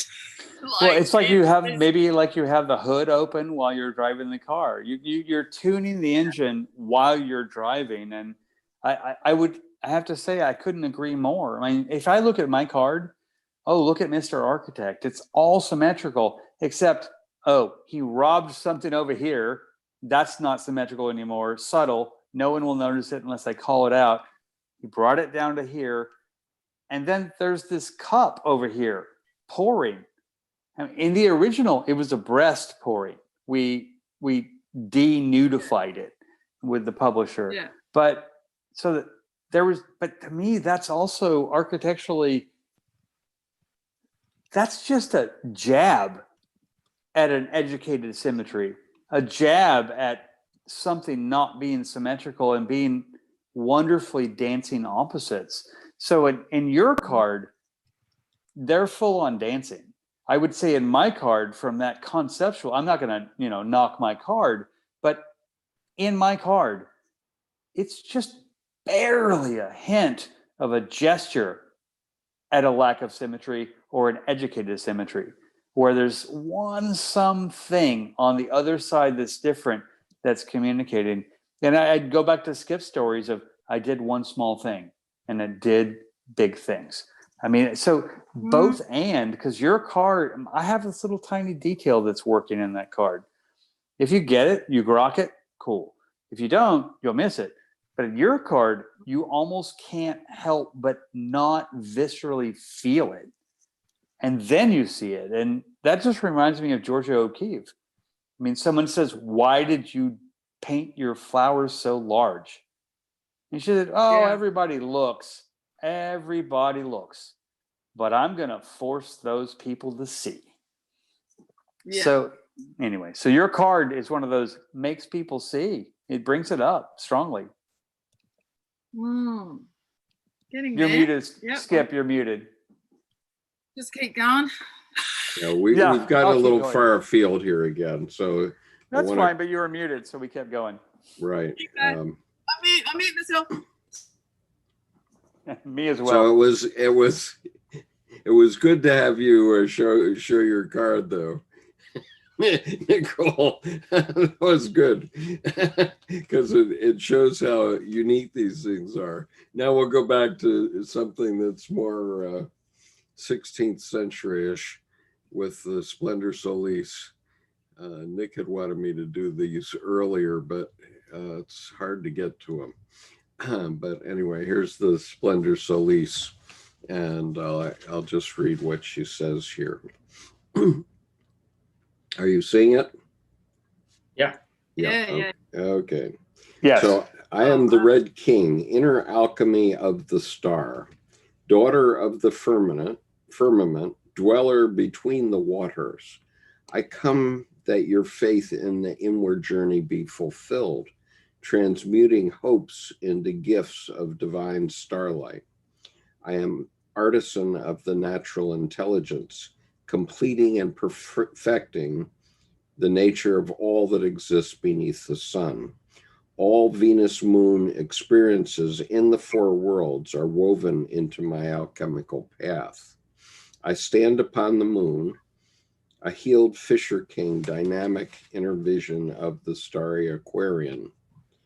I make every earthy thing subtle, for the powerful symbols I catch come from the Grail cup of cosmos, flowing celestial waters, changing form as needed across the centuries.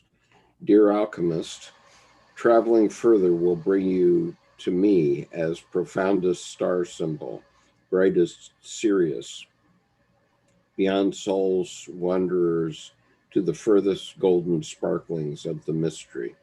Distill 7 times to greet in turn the 7 couples holding office in the temple of Cosmos as Pleiades and lords of the pole.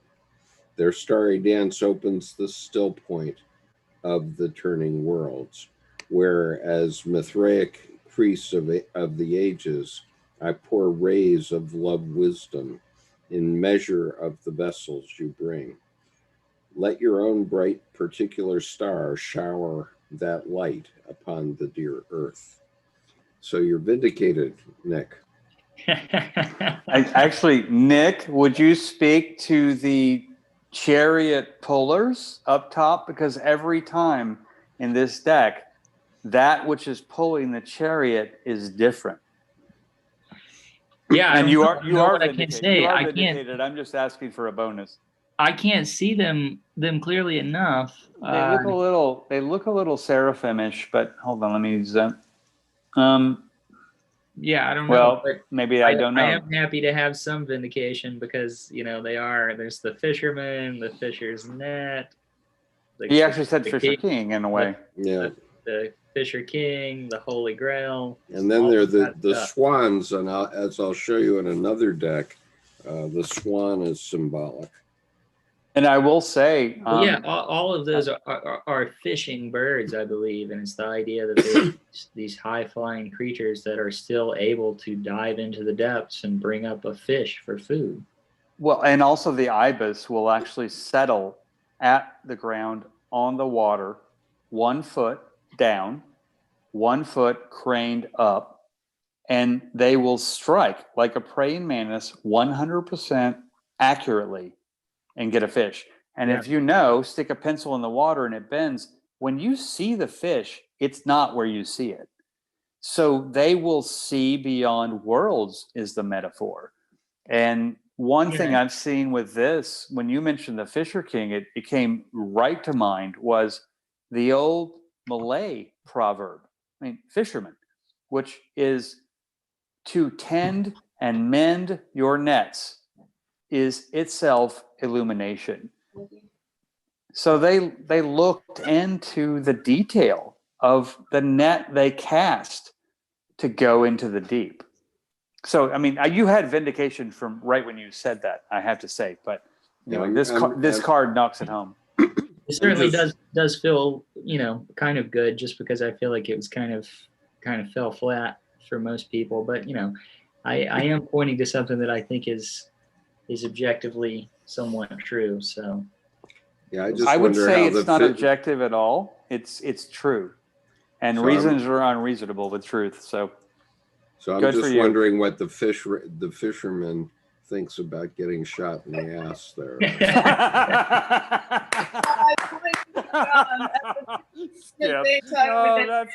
That's beautiful. The fisherman getting shot in the ass. Well, that's what the star card means. I'm going to have to use that, try to use that in my next reading. The fisherman getting shot in the ass. Oh, that's...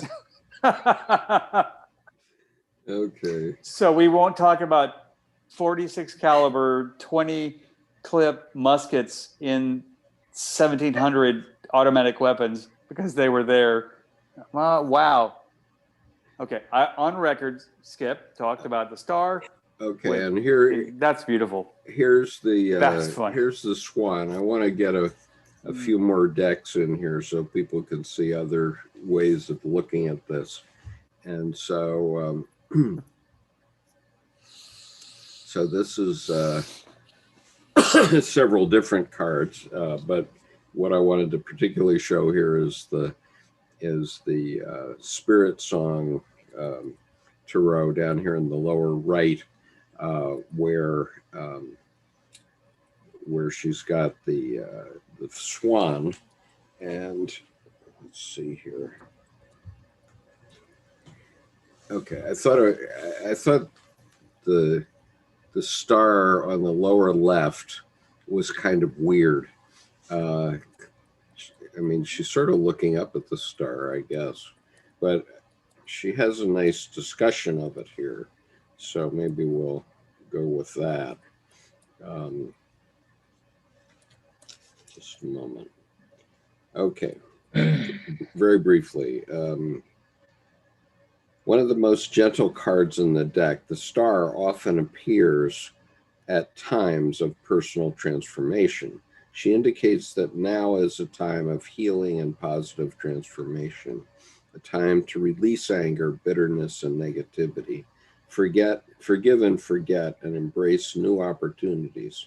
The star is often depicted as a woman who is half on dry land, representing common sense and ability, but the other half is in the water, representing intuition and spirituality.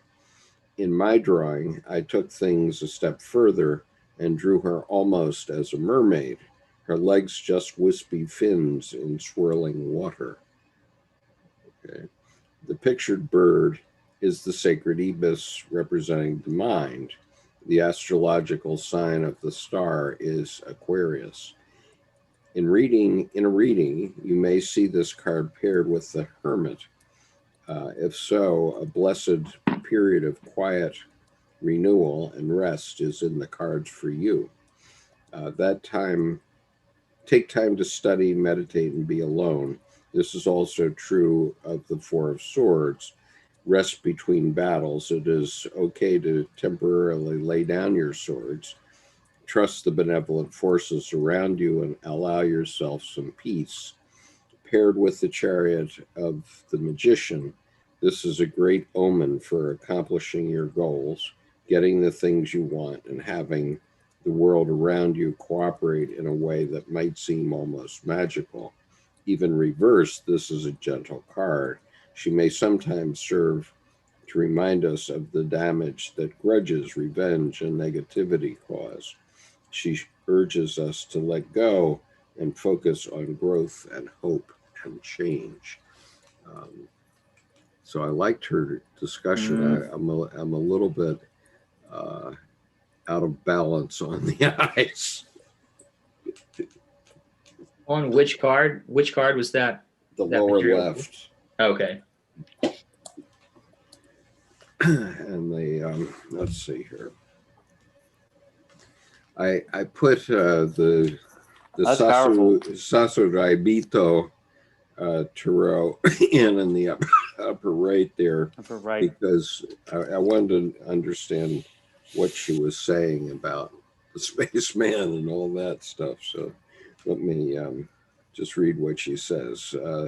She says, the astronomer, the navigator, the explorer, the star is full of hope, joy, lightheartedness, and free-flowing love. It is optimistic, trusting, excited, and inspired. The explorer is open-minded, serene, and generous. As the card directly after the tower, the star represents the calm after the storm. Reversed, feeling lost, a promise or hope may be false. And then a quote, what would you ask for if you knew the answer was yes? Okay. What would you ask? You know, what comes after the tower is, you know, if you're in the tower, it's like a big picture 10 of swords. You're on rock bottom, stomp, stomp. Everything else looks better from here. So at this bigger picture archetypal level, I mean, at the tower, once the smoke clears, once the concussion blast has moved out, and you're standing there in silence after the storm, you know, calm before and after the storm, what else can you have but eternal hope? It's a whole new world. Right. Okay, so here on the upper left is the Union Tarot by Robert Wang. I'm going to just pass on to another group of 4 that I have teed up here. So I'm sorry to say my voice is just dying. So I guess that's probably better for everybody. Let's see. All right, here's the 4. I won't second that. So the Hermetic Tarot here, the Daughter of the Firmament. And I think that's a very, very interesting picture. Again, it's like Nicole, it's got the woman sort of being part of the water, emerging from the water. And it does have the Kabbalah there. Can you zoom in on the photo a little bit? Just a minute. Let's see if I can get it better here. Oh boy.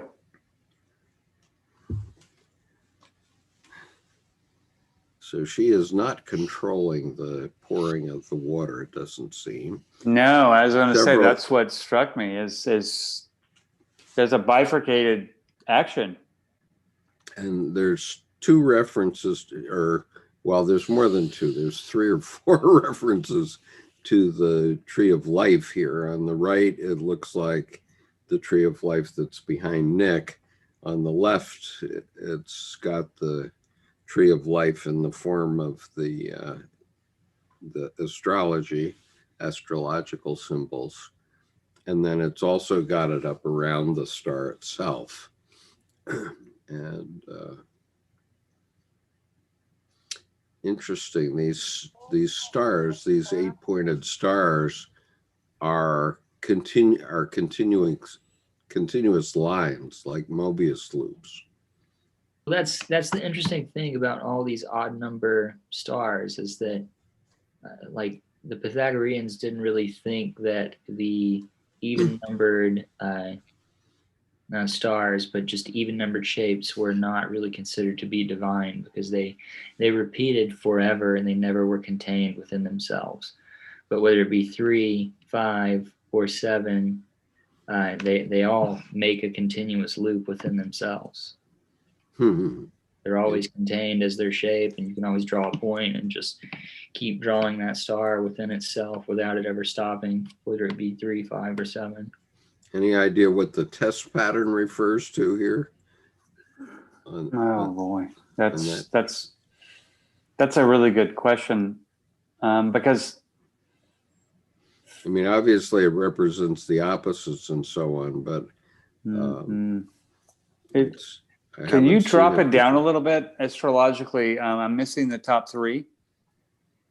There we go. So if I start at the ascendant sun identity, go figure, Venus, Mars at the base, Mercury, and then I go to Moon at the descendant. That's interesting. Saturn up quadrant 1 and 45 degrees. Don't see what's in the top and the middle. And then Jupiter, or an abstraction of Jupiter on the 45 degree northwest 45 degree. That's I'm going to have to astrologically think about that, because though that jives with astrology and whole houses, I don't so much resonate with the fact that every other one is missing. So I'm kind of curious what the message is. I don't think it's meant to be in any kind of house or like a chart type of image. I think it's just showing that these are all the 7 planets dominated by the 8th thing, because we have this 8-pointed star in the center, just like in the Bota tarot. I mean, they're drawing on the same symbolism, that there are these 7 planets that are dominated by this 8th force. Okay, so yeah, it's interesting because astrologically the planets don't align with the zodiac, and there are 16 or 13 delineated, but 16 present. So yeah, the numbers, you're right, the numbers don't work. And I think it just represents the personal planets. It's just do you know what this test pattern is though here? I just think it's kind of like to say it's a nuanced thing, like the tree of life, the experience of it is always nuanced. And white and black, you get gray. That's, I think it's probably more simple than we can point it out right now. Okay. Skip, actually, move on here. Actually, go back, Skip. This is actually, you asked a really important question. I would not have thought about this otherwise. But when you said, what's the importance of the test pattern? I would have looked at that and gone, oh, cool geometry, nice graphic. Okay, there's something there. I'll come back to it, is what I would have done. Because there's so many other things I would have already known. Yeah, but it's out of place too. But, I mean, this is a modern test pattern. Well, it is. So why is it in the Hermetic Tarot? But that's what I'm saying is, if you wouldn't have asked that question, I would have gone, artists, license, move on. But you asked the question, I dialed into it, which to me was odd that I didn't call it out, because it is out of place. And so to me, from a test pattern, from marketing collateral, from publishing books, etc., I'm going, 2 words, to align. So this is all the registering of the color patterns. I mean, so black and white, these pieces, you called it out. It's to align. The registration. Yeah, but nobody was doing this back in Hermetic times, as far as I know. So why is it there? Okay, but let's move on. What's the date of that deck? Well, I don't know. It's not Hermetic times, though. Okay. Right? Yeah, it's 1979. Yeah, so it's But modern. it's supposed to be a reference to Hermetic times, though. Right, so they Okay, put their mark on it. let's move on to some other cards. So this is the Cosmic Tarot here. And here we have the flamingo. And not really clear that the water is going on land and water. But anyway, and then this is the Divine Tarot, the Tarot of the Divine. I'm not going to read the story because my voice is dead. And this is the Deviant Moon deck. My favorite. Yeah. It's my favorite. I would love to love my deck more, but I can't because there's the Deviant Moon. Yeah. So, Rhea, did you have something to say? I'm sorry. I love the trees in that blue deck. The way that they're depicted, quite Art Deco style, but it's just got a visual symmetry that's really attractive. And yeah, that's actually my favorite deck for reading, to be and it's honest with always you. blue. There's always blue going on. Yeah. Sorry, I lost it here because I thought we were. I don't know why. Yes. What were you saying about the blue of it, though? Well, see if I can get it back up here.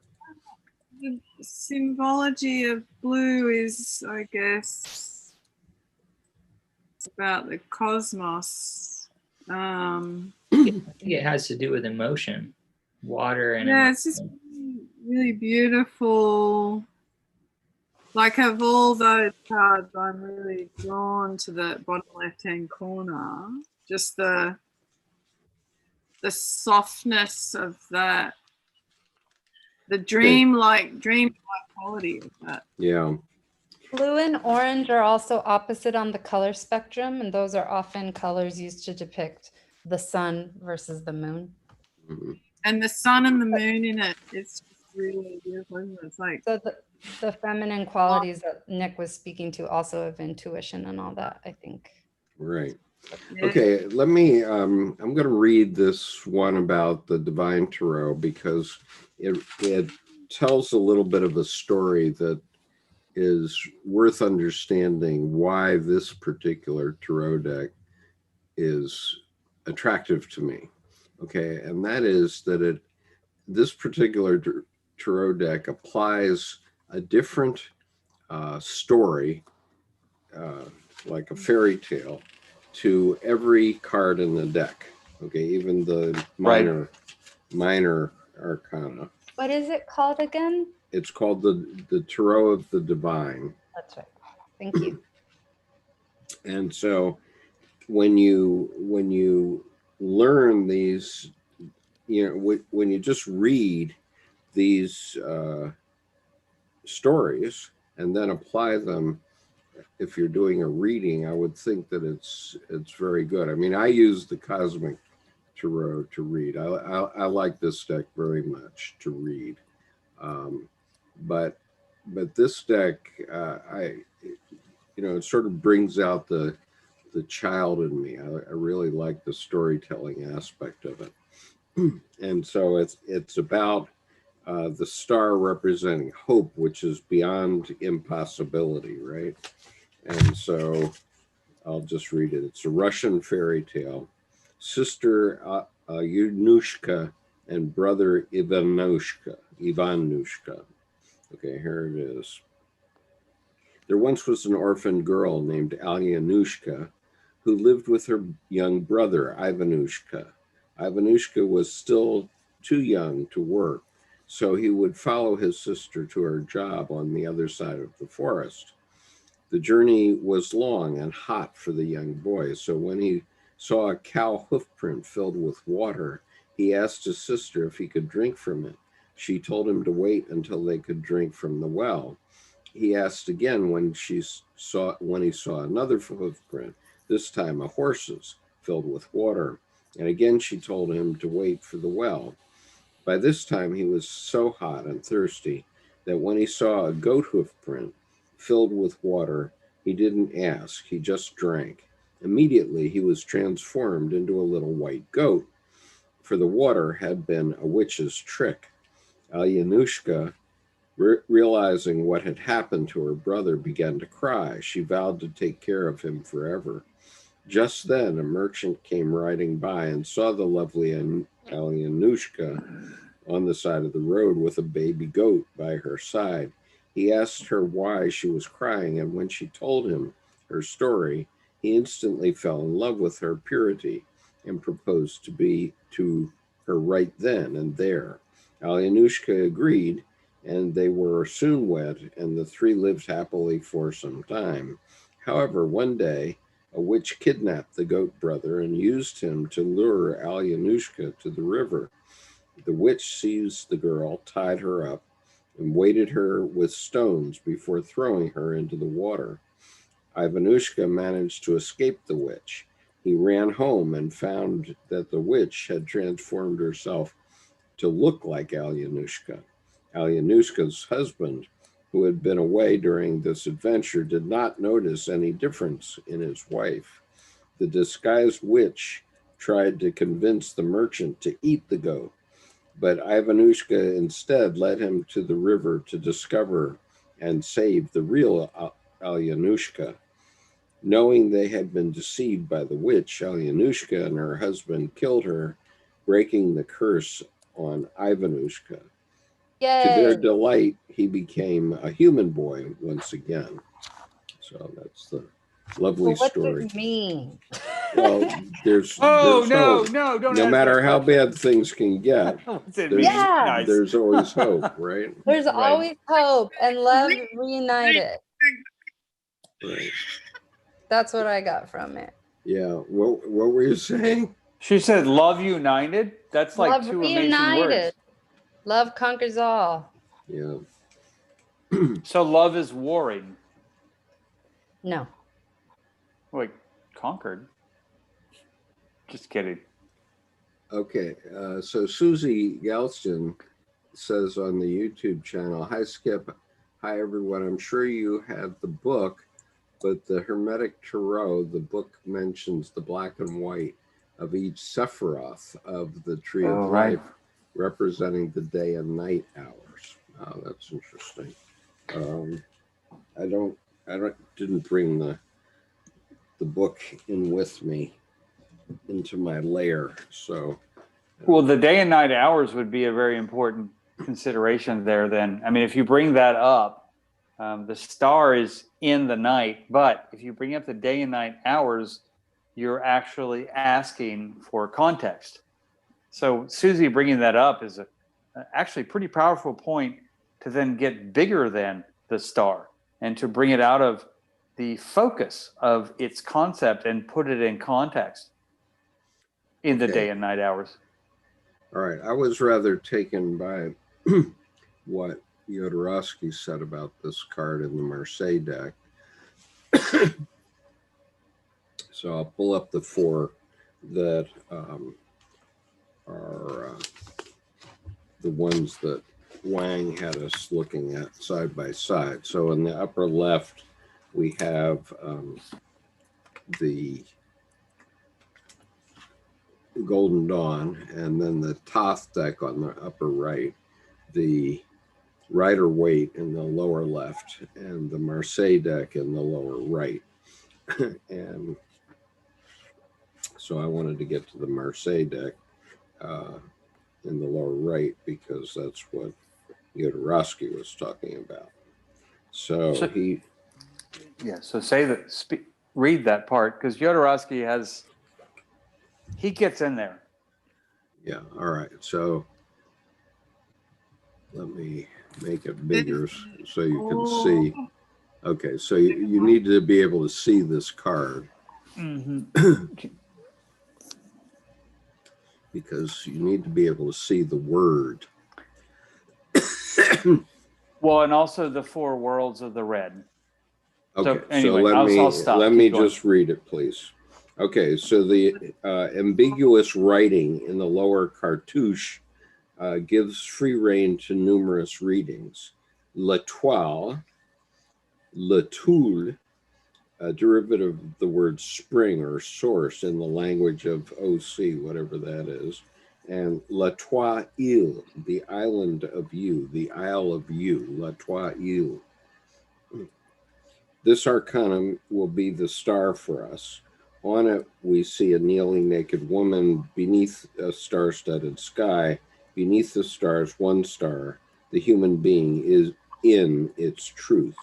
Okay, so the human being is the star here.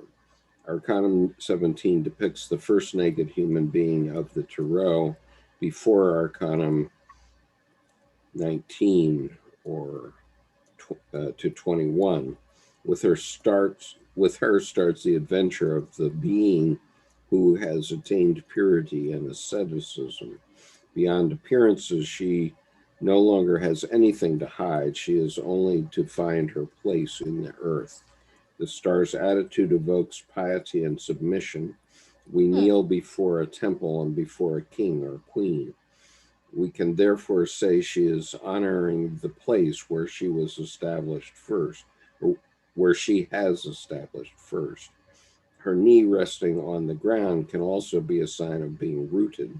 She has found her rightful place on earth and is in communication with the cosmos. In the numerology of the Tarot, 7 is the highest degree of action in the world.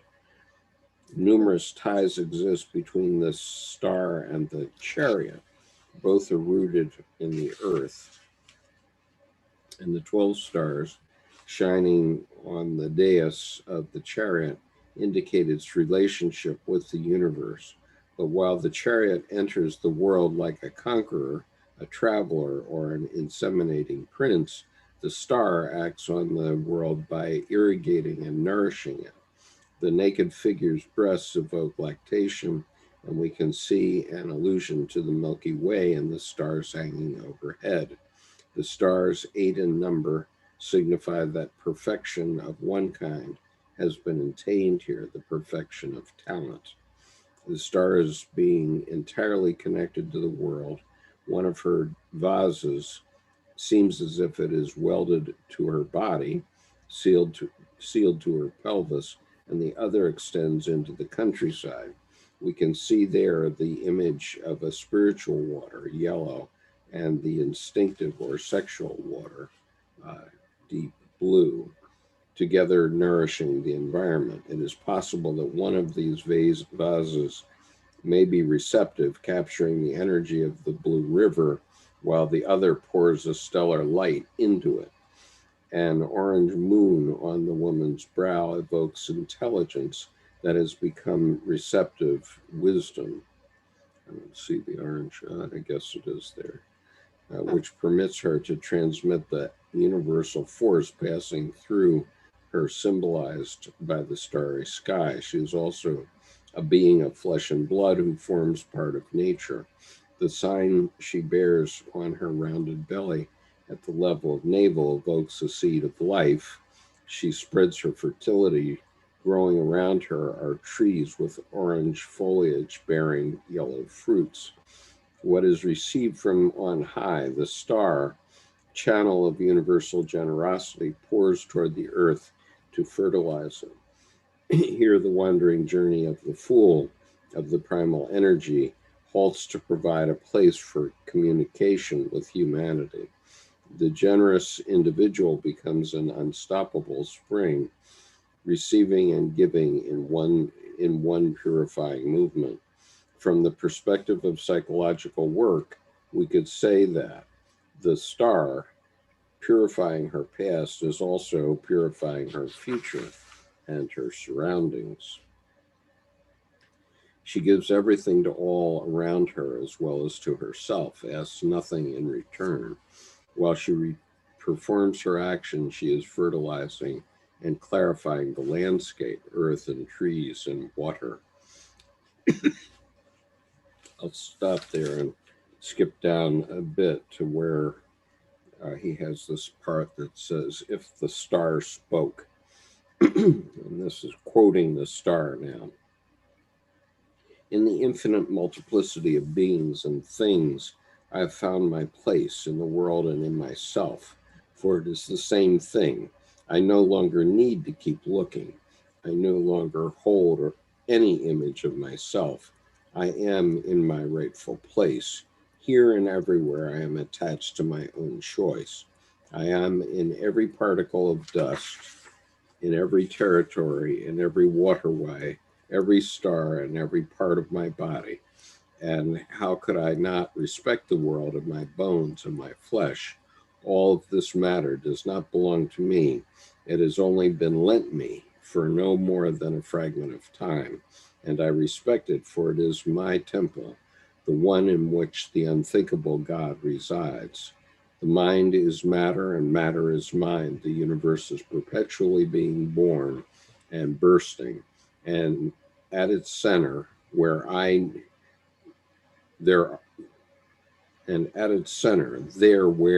kneel, I am. If I say I am there, I mean to say I am in what supports all life, in this endless source of energy that I distribute through my mind, my heart, my genitals, my energies of sublime purity, that by gushing from me cleanse the world. I give the atmosphere its fragrance, water its sweetness, the earth its fertility, and all the oceans their life. There is not a spot in the cosmos from which I am absent. In every instant, I never abandon the present. Neither past nor future can enchain me, nor can plans or regrets. Constant and faithful to my place, I receive and I give. And when I say I am of the world and of myself, that means that I give myself without reservation, eliminating all criticism down to its most obscure root. I do not judge, I love and serve. I do not divide myself, not even a hair's breadth. I belong, which is to say, I venerate, I obey. There is the reason I am nude.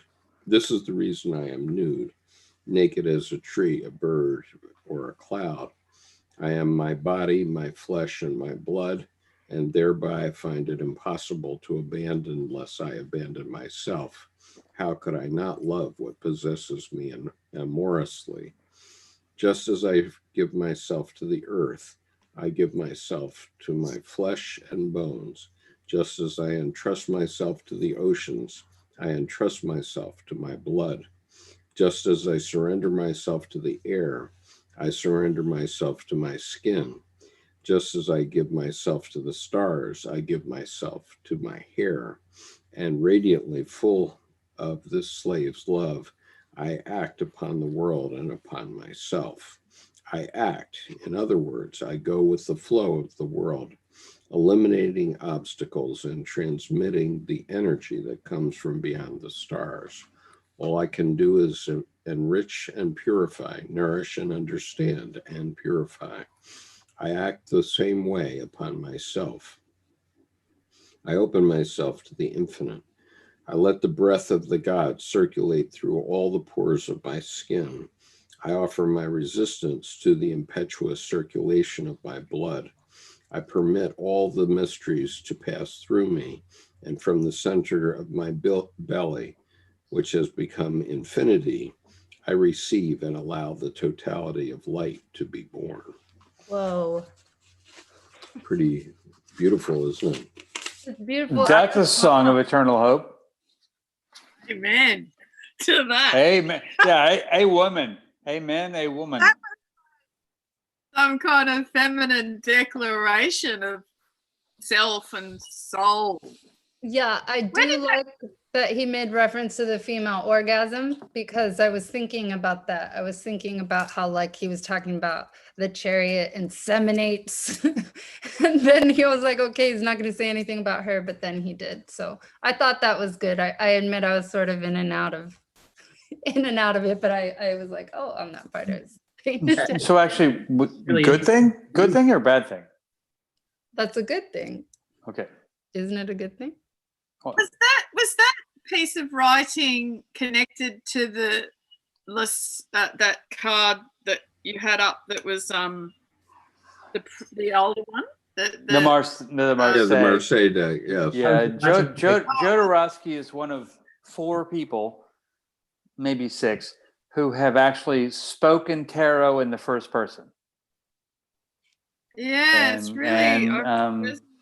And you know, one is closer than you know. But Jodorowsky, I mean, his chariot said Jodorowsky, Alejandro Jodorowsky. Yeah. His chariot, when he spoke, said just simply, and only, pretty much only these words. You can kind of boil the rest of them out. I made a diamond out of my misfortune. And wow. You know, I mean, any chemist, any physicist, any philosopher knows carbon subjected. I mean, carbon that dealt with pressure well is now a diamond. So, I mean, there's just this amazing metaphorical, visceral, it works in real time voice that Jodorowsky has. And I laugh because when I wrote my book, I still hadn't read Jodorowsky. Okay, And I want to show kind of 3 went more like this. cards here before we watch. There's something really powerful about reading that kind of thing out. You know, just and his voice is powerful. Jodorowsky's voice is powerful because it not only goes metaphorically, but the metaphor grounds and lands viscerally. And actually, Jung's your feet have to touch the bottom of hell to reach to heaven, and Jodorowsky does that. Okay, I want to show 3 more cards here. I want to just say one thing. Oh, wait, yeah, go ahead, I'm Nick. Go ahead. You can go ahead and make the transition to the other cards, but I thought it was really interesting how he mentions the charioteer, the chariot, because in the Splendor Solace card, I noticed that the charioteer above the frame has a crab in the wheel, and I was just wondering what is the significance of that. But then the charioteer, the chariot, is the sign of Cancer. So he spoke to the connection that I saw in that card perfectly. Yeah. And why does the sign of Cancer connect it? Connect to the chariot? Oh, it was the chariot you were talking about. It is the chariot, and he in that tarot from the first person, he mentioned something about the chariot going out and inseminating and this and that. And then in the previous card, the Splendor Solace card, up above the frame, there's the charioteer, which every time we've looked at one, it's had a different planetary symbol, like a caduceus or a scythe or something like that in their hand. Right. And this time, the charioteer above the star frame had a crab in its wheel, and a crab is a symbol of Cancer. What are the qualities of Cancer? Well, I think what people typically say is people that are. It's funny that it's not. There's not some hermit connection because it's kind of a hermit crab. Yeah. Kind of thing, you know, homebody people, sensitive people, quiet people, stuff like that. Tough. You know, Nicholas, I think to speak to you and Samantha's point both, the astroglyph of Cancer is the fish over the fish, which is the living yin yang. And so there's the both and the above and below. So if you look at the Cancer glyph, it's that little squiggly tadpole over the squiggly tadpole. And that to me is the both and it's all. So in one sense, Cancer has all within. And I won't go into the astrological aspects of what that indicates, but the astroglyph is, to me, interesting to look at. Just from that, both fishes circling one another, like a yin-yang. Jordan, we're not showing the Cancer glyph right now, so what you're saying has no meaning to the people on YouTube.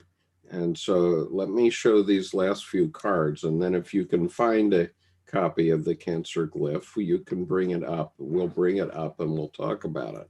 Cool. All right.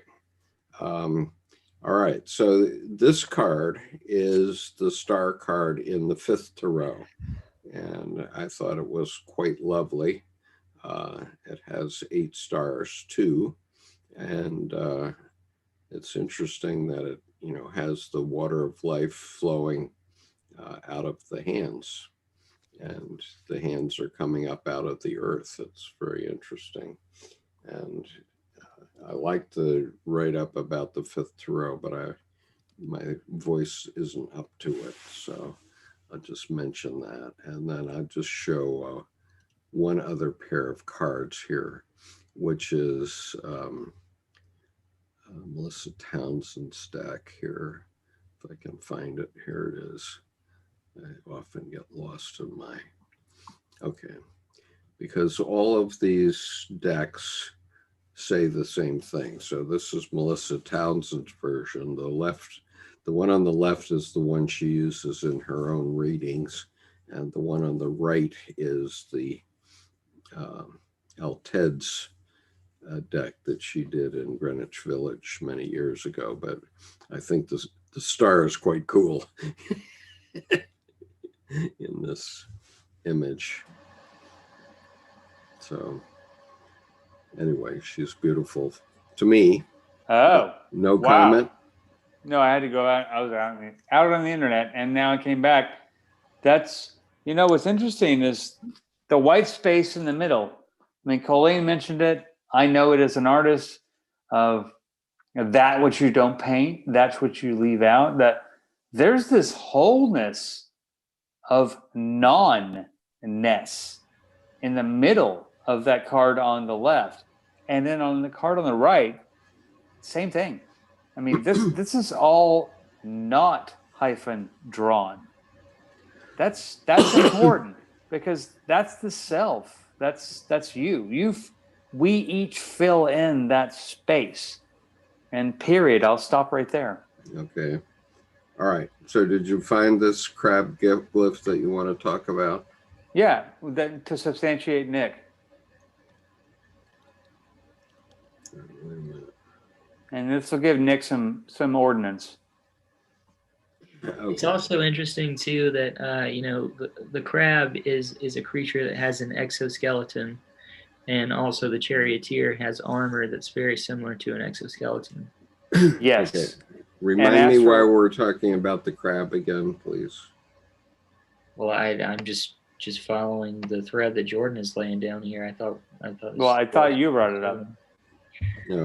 Where did the crab come from in this discussion? Does anybody remember? In the Splendor Solace deck, there's a crab in the will of the charioteer above the frame. We don't have to go any further into it. I just offered an addition. Okay. All right. Sitting here for a second. Okay.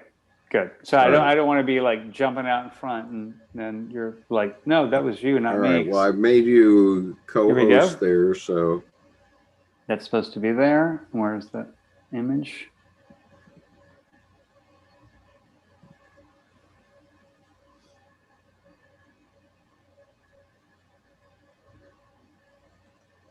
It says done. I just tried to delete it off the internet. This was not, it's just posting black screen and nothing here. You can't see anything, right? Nope. Yeah, this is a waste of time. Keep on moving. All right, so I'll show the Splendor Solace card again so that everybody can see the crab, which is right here. I can get a little bigger.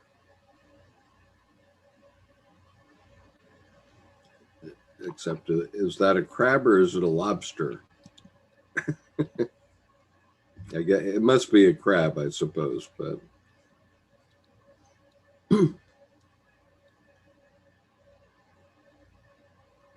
okay.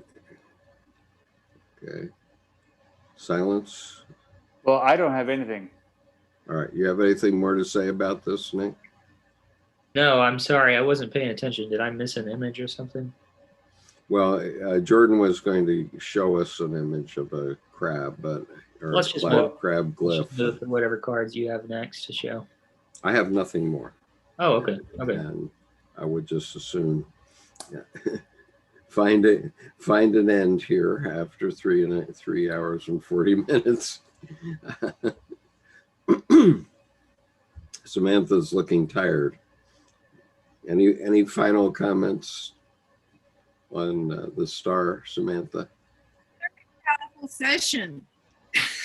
It was very powerful session. It was like, I think what was resonating with this whole group was like the depth of it, personally and collectively. It just came across to me as pretty energetic, a lot of energy and a lot of love.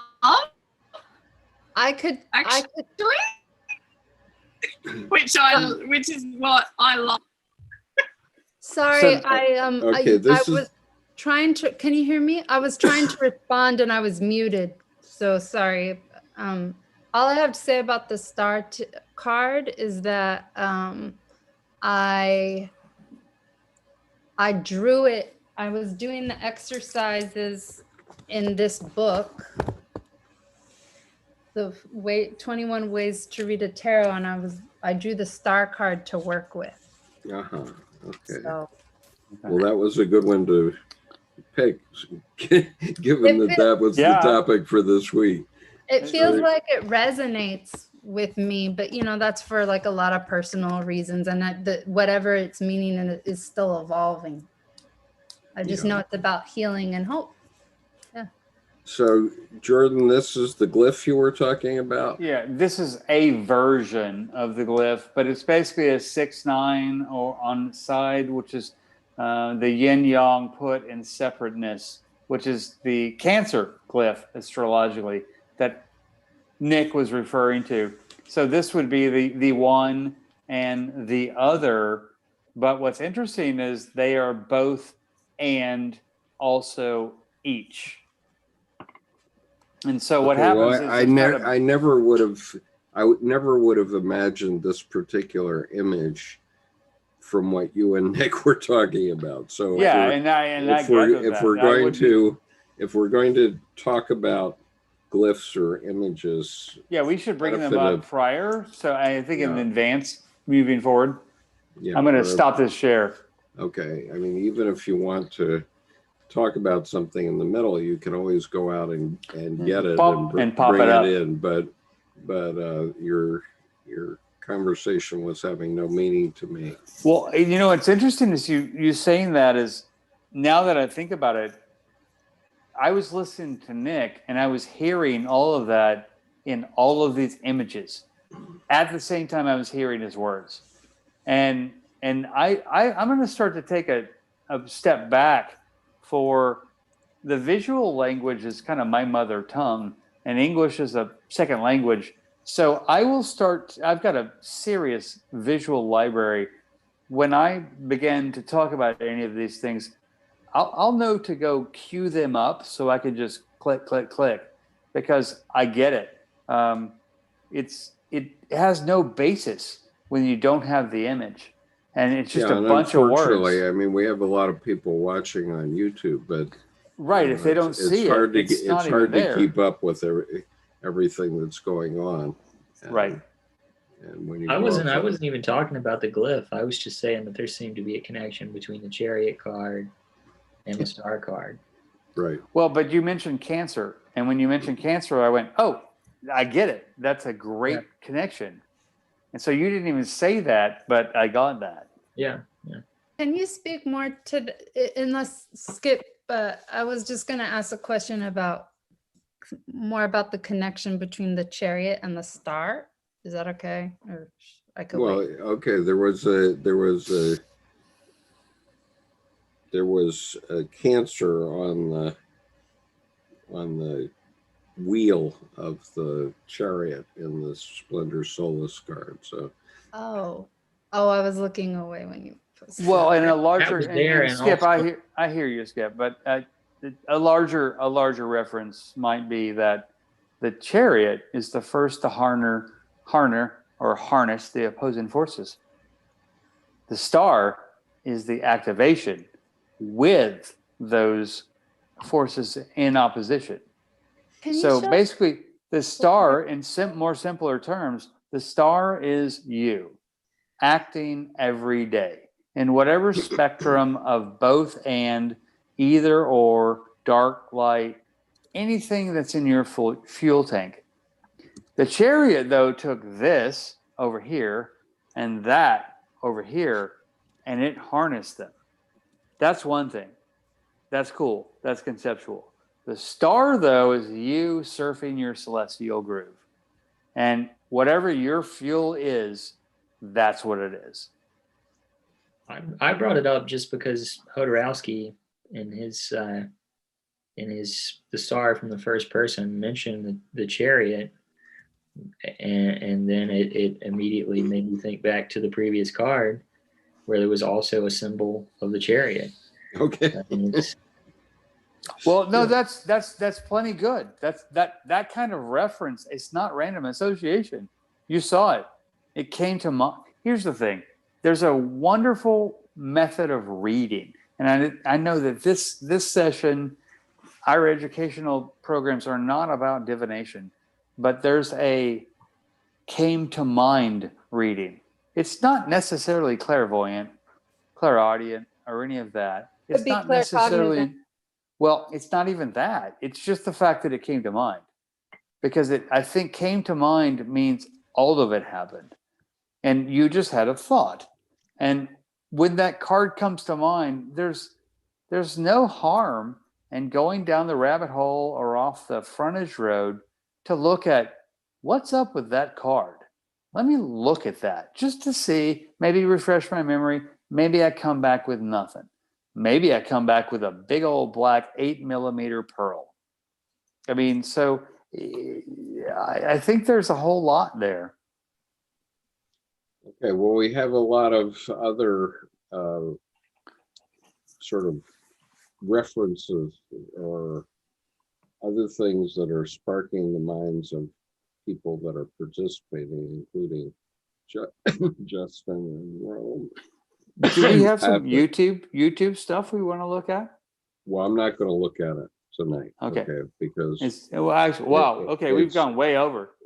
It's 10 minutes to 11, and we've been at it for 4 hours here. So, so I just wanted to mention to Samantha. Samantha, I was having trouble sending you a chat message earlier. You didn't block any chat from me. No. Okay, no. it was just garbage in, garbage out then. I saw a message that said hi. Yeah, and I saw some at the very beginning, and I responded to them. Right. No, but when you were going out to eat and a couple of other times, I was trying to send you a little chat message, and I was getting this nastygram from Zoom. I was being stupid. So yeah, no, well, but actually, I don't think the chat worked tonight. I did that. All panelists versus specific people, it didn't happen. Well, you saw a message from me that was specific, right? Yes, I did, and then she didn't. I think I read everything. Yeah, I think we're all okay. Yeah, no, it allowed direct messaging. So there's one thought I would like to just drop and see if maybe we can riff on it for a couple of minutes or maybe not. But one thing that I had mentioned that we didn't really kick around at all is that the star card had to do with meditation in the sense of observation of your emotions, not necessarily constantly being reactive to everything, but kind of saying, oh, why do I feel that way? But also I put in working with your dreams as well. And, that's something that I personally have talked about several times, but never associated with a specific card. But I do associate it with this specific card. And earlier, what I was saying, it's funny, this quote by, and I don't know this woman very well, but Anais Nin, that we do not see things as they are, we see things as we are. Mm-hmm. When I looked into that quote, I actually found out that it's an old Talmudic saying. It is. She got it from the Talmud. Mm-hmm. And also, just a little bit further down on that page, I saw something about dream analysis, and it made me think of this other Talmudic saying that I've heard about dream analysis, which is an unopened letter is like an uninterpreted dream. And Yes. it makes me think of, the fish that I've been talking about is that bit of wisdom that's coming up. And if we don't work with that message that's coming to us or do anything with it, it's like that unopened letter. Do you So know? I want to open Raquel's letter here because she's sitting here at 1 o'clock in the morning. Thanks, Raquel. We haven't heard much from her Mad tonight. Max S. Trooper Raquel. Yeah, I think it's the metaphor of the fish. I get it about the fisherman, and I mean I think the analogy of the fisherman is that you get one chance to pick something from that ocean, and because when Nick was talking about that, I remembered that the Lenormand card has one card that it's an anchor. They have the fish cards, but the one is an anchor. And this card kind of represents, it's Lenormand, it's another type of deck. It's nothing actually about the tarot, but Oracle? yeah, it's another type of an oracle. But the anchor is like something that goes like solid inside the ocean. So it doesn't move and kind of doesn't get, it doesn't get mixed with the water, it just exists there and kind of like rigid, And the metaphor of the fish and the fisherman is kind of like you always have a chance to get something. And the fish itself represents always abundance, something that you can like rejoice and share. Not you can have something for yourself, but you can also share with other people, And the idea of the fisherman is that you always get a chance to get something, You always have a chance to get something new, actually, from the ocean. I haven't heard that before. Wait a minute.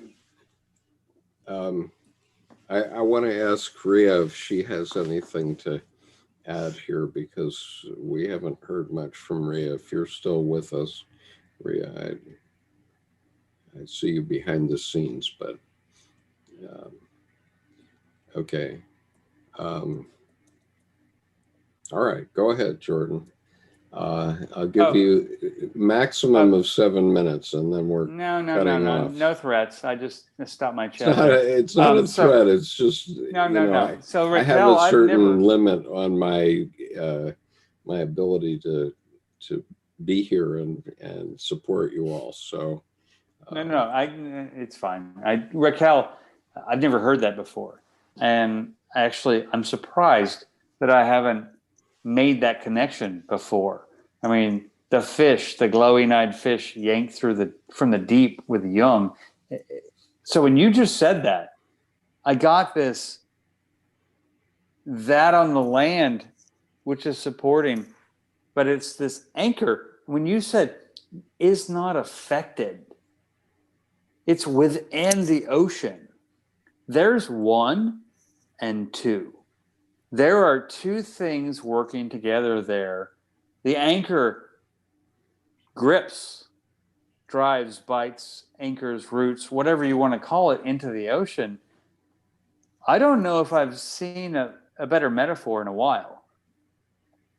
Because metaphor that's for what? Metaphor for this card. Because that anchor that does not change in the ocean, which is the ultimate that's what power. The archetypes are, so they're all anchors. Well, but hold on. But the anchor in the archetype of the ocean, which also doesn't change. You have the anchor in the ocean. It feels almost like a Sabian symbol. I mean, there could be a story there, but from that, you took it outside, and this is the nourishment for the people. I mean, could you repeat that a bit at the end of what you said? Because your anchor that didn't change within the ocean was powerful because they It's both just- were present. I think it was just a compliment with what Nick said, you know.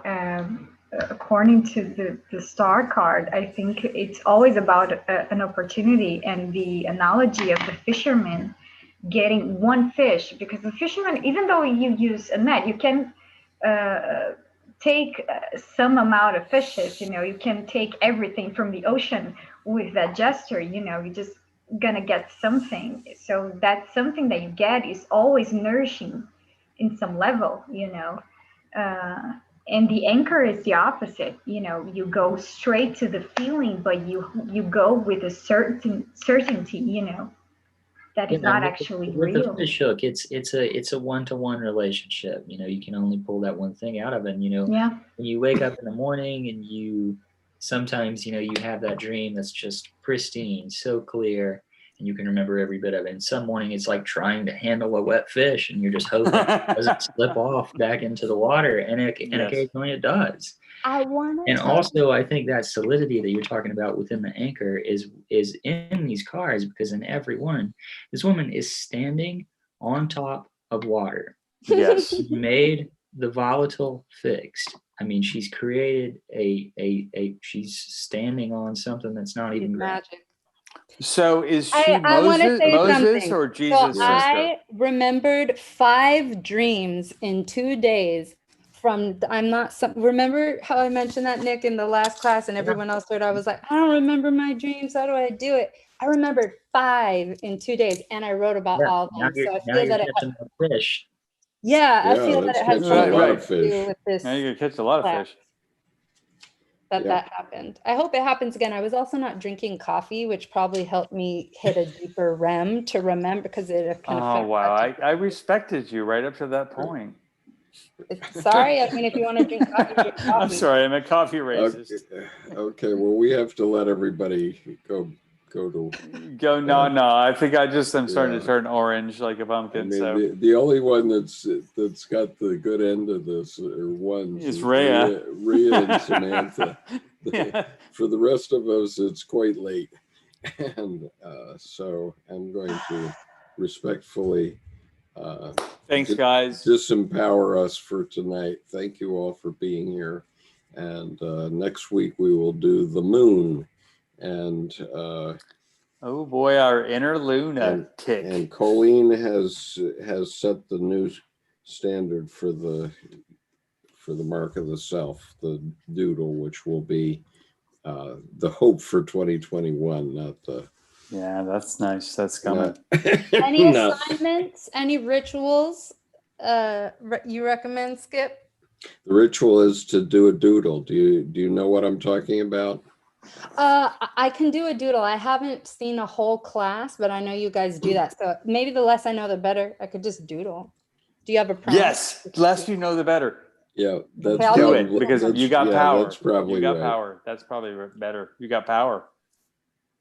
Cool. I mean, Colleen describes her doodle as draw a straight line and then draw a line that doesn't like straight lines. Right. And if you're in a weird place, draw a straight line and then draw a line that hates straight lines. I'm gonna write that down verbatim. It's an interesting exercise. It sounds really simple, but it's really powerful. The first line's easy, kind of. The second line, oh boy. Thanks, guys. It's been great being here with you guys. I'll just show Samantha one example, since I was the one that followed. I would say, don't show mine. Yeah, I say show yours. I just got an idea. Okay, so look at Skip's painting, or I doodle. 8 o'clock. Yeah, wait a minute here. Where am I? Okay, there it is. Okay, this is my doodle after following that piece of advice. And this represents 2020. Ooh, that's pretty. And it's read. And that's only 2 lines. And it's read, yep, that's 2 lines, and it's read from left to right. So It's 2 lines, Mhm. yeah. What does it say? unbroken. 2 Unbroken. lines.